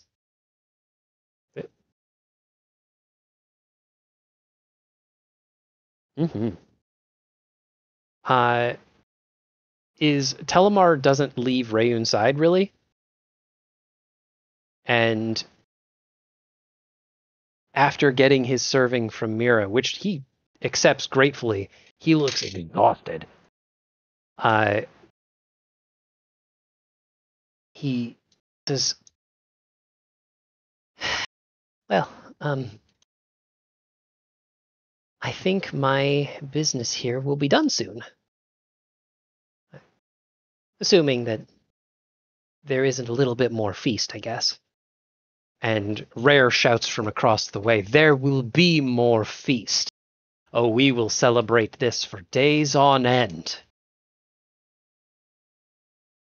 And he says, oh, good. Well, when the time comes, I suppose I should ask. Rayun, I'm going to need a new herald. One that I trust. Damn it, I was just typing that. That is amazing. You guys have got to get out of my head. I promise I had all this written down already. He says, now, you have a few days. Think carefully on it. I know you remind me of something that I lost. I know that you've pledged your service to Grace, and I wouldn't ask you to break that vow, but I would be willing to ask your patron to lend me your service. Lifetimes upon lifetimes of service. We would travel the plains, seeking out great evils, festering in the darkest corners of the plains, and cleanse them. But I also understand you might prefer to just return to your family farm, living a quiet life in Grace's service, and I would respect that. I would even lobby for your blessing from your patron. I'll leave it in your hands. I would never chain you to me like Savi might have. And, well, I guess how I was chained. I will take it into a lot of consideration, and I will talk to Grace about it. While that conversation goes on, Mira, you hand off a bowl of soup, and it sounds like start tending to the wounded goblins. I mean, based on where your token has gone. I brought myself over here so that I could sit and eat the new stuff with Holden and then see if we could repair glitch. But sure, yeah, I could certainly. Well, if I was able to claim the contract for them, I do not want to repair them just so that they attack us. That is fair. It may be worth waiting until letting someone else heal and see how they go. Yep. Would the contract have been like at the base of the tree by any chance? Or voided because she's dead? Like Primrose's was? I will say that there are definitely a few scattered bits of parchment over there, along with a few other things. While I'm over there, I'll grab everything and I will hand it over to Mira. Yeah. You have not just the contract for Talik, but also a couple other folks. And the other goblins. Rip them up. And then look at Mortavio to see if that means that they're freed. You look over at him, and he gives you not the sexy, but the like kind of urgent "come here" curling of his finger.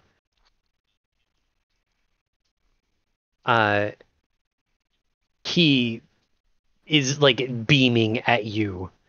And he says, Songbird, that was rather clever of you.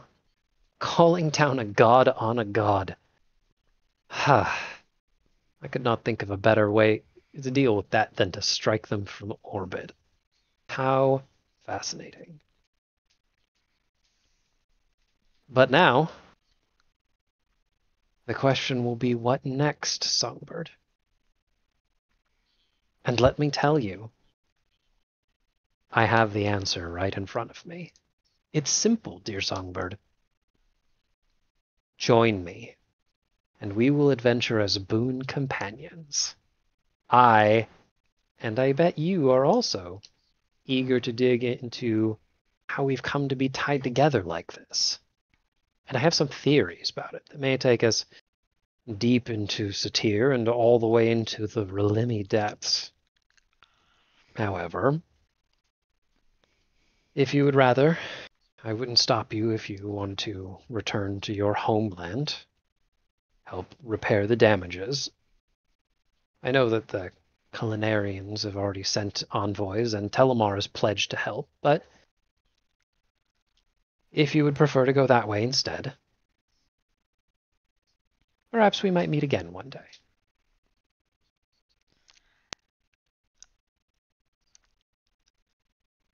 I'm going to look at Holden and then look back at him and say, I'll definitely be going where my heart leads. But I look forward to our conversations as we maintain our connection. He gives you a very respectable bow and simply turns to walk away. He knows where he stands with you. Wait, are these people okay to wake up? Are their contracts null and void? As he's walking away, he gives you the coolest cool guy, doesn't look back, but just gives you a thumbs up in the air. Nice. Next in line is Tyrus. Your health bar doesn't look too good, but thankfully Telemar has kind of fixed that for you. Yeah, Foob. Oh, I was nice. thinking the same thing. Well, you didn't specifically name me. You said the other two, and then didn't say me. So I was like, well, I'll just stay half dead. Because you that still is fair. had hit points. You still had red in your bar. Yeah. He could still talk to you. You know, that is also fitting, Foob, with that GIF, though not the one I was thinking of. I just can't think of where it came from to find the GIF for it, and I'm not going to find it. You are approached by a pair of visage-wearing sphinxes, and Rare, being the smart man that he is, knows to get the fudge out of here.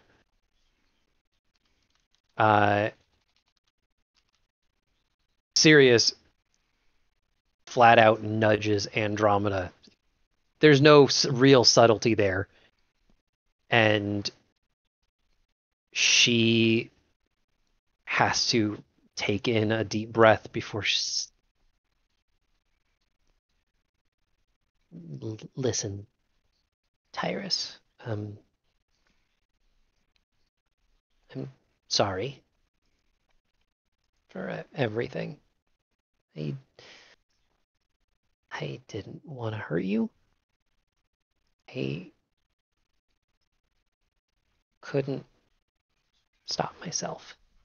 I'm just gonna interrupt her and just embrace her. That gets her to shut up real fast. And I'm just gonna be like, I'm glad you're okay. The power of AI. She holds that hug for a good bit, and even Sirius knows maybe I should go talk to Mulholland instead. When she pulls away a bit later, listen, I know that this didn't really go the way I'd hoped. I really wanted you to just save me from the library, and that would be it. But I think we both knew that I knew that this would be more complicated. But now the fork in the road is clear.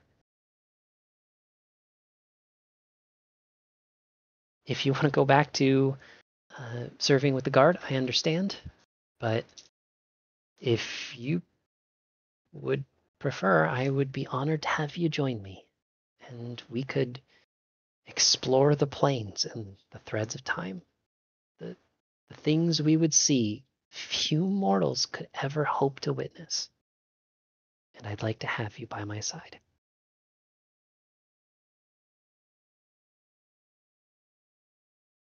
Tyrus is going to say, he's like, I would be honored to join you. All right. But before we go, I need to clear up a debt I have with the requisition department. And then he's just going to be like, basically say he's going to go work with them for like a couple days and being a blacksmith. She has an enormous smile on her face and once again embraces you before running off excitedly to talk with Sirius.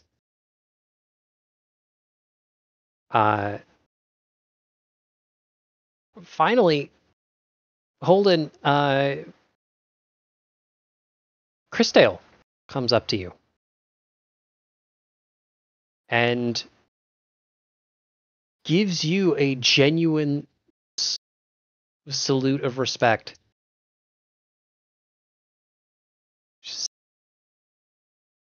Soldier, that was incredible. We didn't hear all of it, but I saw that explosion in the sky, and something tells me you had something to do with that god being dead.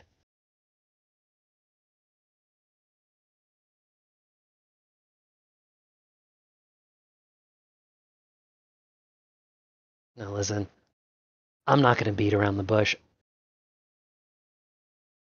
I need people like you. I need people with the heart and the stones to make some real change happen. There's some things that are going down. Not today, but soon. And the night and day, they're going to be fighting. The guard has to keep order. Say the word, and your file is wiped clean. I'm be willing to loosen the shackles a little. Give you a modicum of freedom in the work that you do and whatever you feel like researching, so long as it's for the betterment of Satir. Whatever you need, resources, a workshop, minimal oversight, you'd be reporting directly to me. But it's up to you, of course. You could just as easily accept the discharge as it is. Maybe go with your friend Mira. I know you two have a history. I've done my homework, and if I'm being selfish, I wouldn't mind planning someone I trust in line of sight of mysteriously the famed killer that I swear I just saw a minute ago. Oh, I can't see myself joining up anytime soon, but I would appreciate the expunging of my record if at all possible. I'm going to spend some time with Mira. We're going to do our own thing. But should you ever need us again, we'll serve. Deal. I'll keep you in mind. Like I said, I think something's going down. But you got a little bit of time. Enjoy yourself. You've earned it.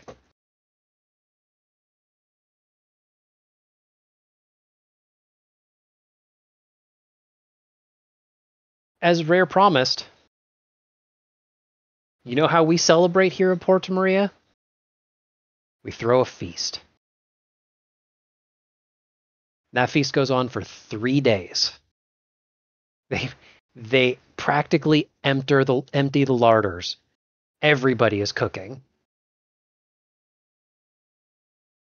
By the end of it, people are genuinely getting exhausted partying and starting to look forward to a more positive, but still a reflection of their normal lives. And so, I'm going to share with each of you a document real fast and ask you to. I know. Don't do that. There we go. And ask you to tell me which way you would like to go. I am amazingly having a heck of a time with just navigating the journal. So this goes here. This, I pretty much know the answer, but it's going to go to here. And I'm missing one, so this goes to here. And I want to add, while you guys think it over real fast, every time I try and type anything into Roll20, it asks if I want to put my real name in there because it thinks it's a form to fill out. There's also a mosquito in my house. That sucks. I'm going to share this with Tyrus, but I already have his answer. At your first opportunity, I would appreciate it if you could point me in the direction you would like to go.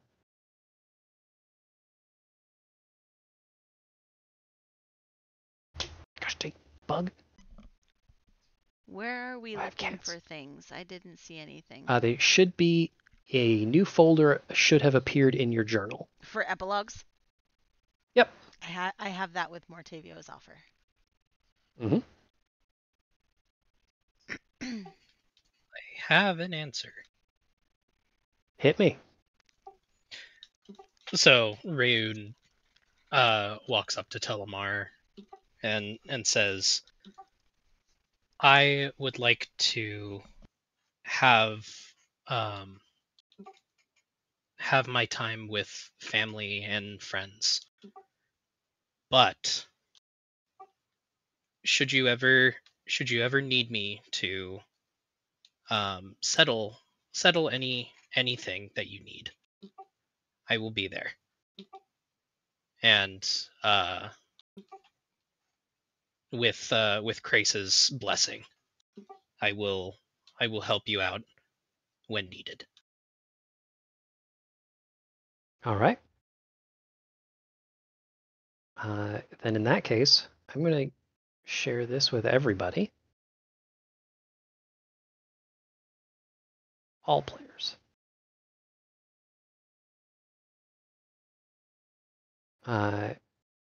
We know Tyrus, so I can share that one.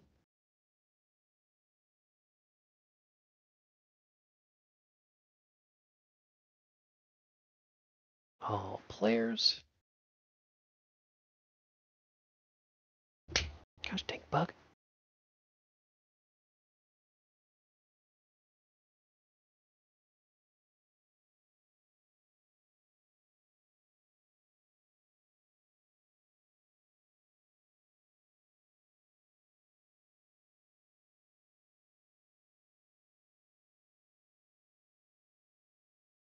And then Holden and Mira whenever you're ready, although you may have a bit of reading to do. I decline his offer and instead grab Holden's hand in mine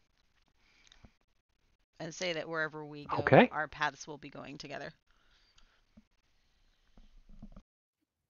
In that case, I'm gonna politely decline Christel's offer for me to reenlist. I'll take the mechanical ring off of Mira's finger and tell her that I promise I can do better than this, and transform it into a sending stone that I will leave with Christel should she ever need either of us.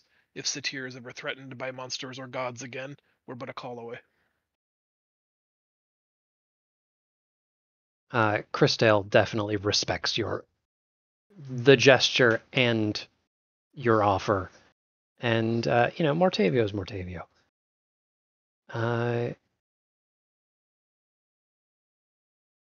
And that means nope, not that one. That's the bad one. This one. I'm going to share this with everybody. And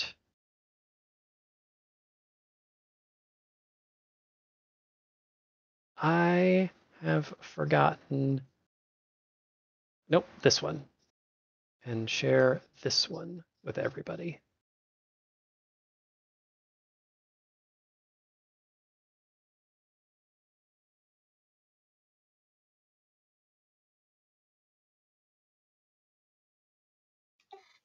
I could think of no better way to end this campaign than to give everybody an entry into Croven Tantos's books. I love it so much. Volume 2. It's awesome. Volume 2. With our character tokens. Mm-hmm. Thank you guys very much. Oh, Zelda, I this is fabulous. appreciate your guys' participation. This has been an absolute blast. It's a good campaign. Yeah, good I campaign. enjoyed it. I appreciate you guys, and I appreciate the kind words. This has been kind of a stressful thing here and there of like, oh gosh, I got to do some prep stuff. But then every time I would actually sit down and start doing it, I'm like, oh no, I'm having a blast. This is why I do it. Cool. So thank you all very much. What a beautiful ending. Thank you. Mm-hmm. By the way, I did love reading mine and seeing that the two very loyal tabaxis are now his charges. Yeah, one's a tabaxi, but yeah. Well, yeah, one's a tabaxi, and then well, I think you had said tabaxis in here. I think. Well, Maybe. that's the nice thing about being an all-knowing deity level person is I can just fix that. Oh, never mind. Doughy-eyed human and tabaxi couple. There we go. There it is. I really like that Tyrus and Andromeda got it on quite a bit with 3 kids. Oh. Mm-hmm. Amazing. And like many times that I've written stuff like that, I have to find the most creative way possible to not just write a 12-page sex scene between a friend of mine and a fictional half-cat girl. I appreciate it. Okay, Yeah. so I have to ask, is there actually a document, All the Beautiful People of Plenty Volume 2, that has us and the random people that, like Kozu, that we picked up along the way? It is a thing that I'm considering doing. I did start work on All the Beautiful People Volume 2. I just didn't finish it because the campaign started. Okay, if you decide that you want to go back to it, please, please, please share it. I would love to read it. Dude, sure totally. thing. And that would largely just be, hey, I've got a huge list of characters from the last couple years worth of campaign, and I would be plucking out like 2/3 of them for here's who they are and how they played into this story. I just think it would be kind of fun, and because you also talk about like what we ended up going off to do, so it'd be kind of neat to see like what happened to these goblins once they were, what happened to No Goblemo once he's revived. Yeah, and also what happened to that first place that we went to for the Her Majesty's things. The Cross's Rest. The Cross's Rest, yeah. Yeah, that's one of the nice things is there's a lot of open-ended questions, and the last couple sessions were really designed to tie up the loose ends that I thought were personally important. Mm-hmm. Like all of those conversations were, I want to tie up loose ends that we wouldn't have a better opportunity to, except for Andromeda and Sirius. Thanks for that, guys. But it's things like, hey, I wanted to have that scene from Game of Thrones season 1 where they just brought all the characters together for the Joffrey wedding, and it was like, here's every fan fiction writer's dream of like what happens when these two random people are together. I love So, it. yeah, Thank you so much. I know that you put a lot of work into this. I really appreciate it. Yeah, Absolutely. It's fun to play. This was amazing. This was a lot of campaign fun. was a gift to some of the people that put in a lot of hard work, especially after we had just finished Try's campaign. And I think Try mentioned that he had never been a player, like always the GM, never the player. I was like, okay, I can do this once. It was So, amazing. Thank thank- you so much. Thank you guys for playing and also for just being cool people. Yay! We're gonna have to find something else to do with our every other Friday nights. I know, right? New campaign. New campaign. At the very least, I'm taking a large break. Wonderful. After having done this for a while, at some points I was thinking, oh man, there's some other cool stuff I would like to do. Heck, I got 3 or 4 more campaigns in universe if I want to. Well, I have more characters ready to go. I really want to see the volume 2. I really enjoyed the writing. I thought that was a lot of fun. It was a great way to get into the campaign. So anytime you want to write some more and send it my way, I'd love to read it. I'll keep that in mind.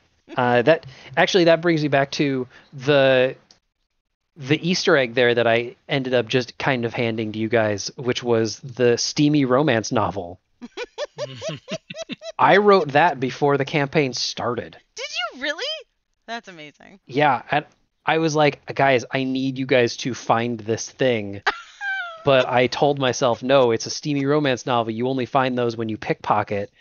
All right, I'll just wait for Mira to pickpocket someone. Crickets.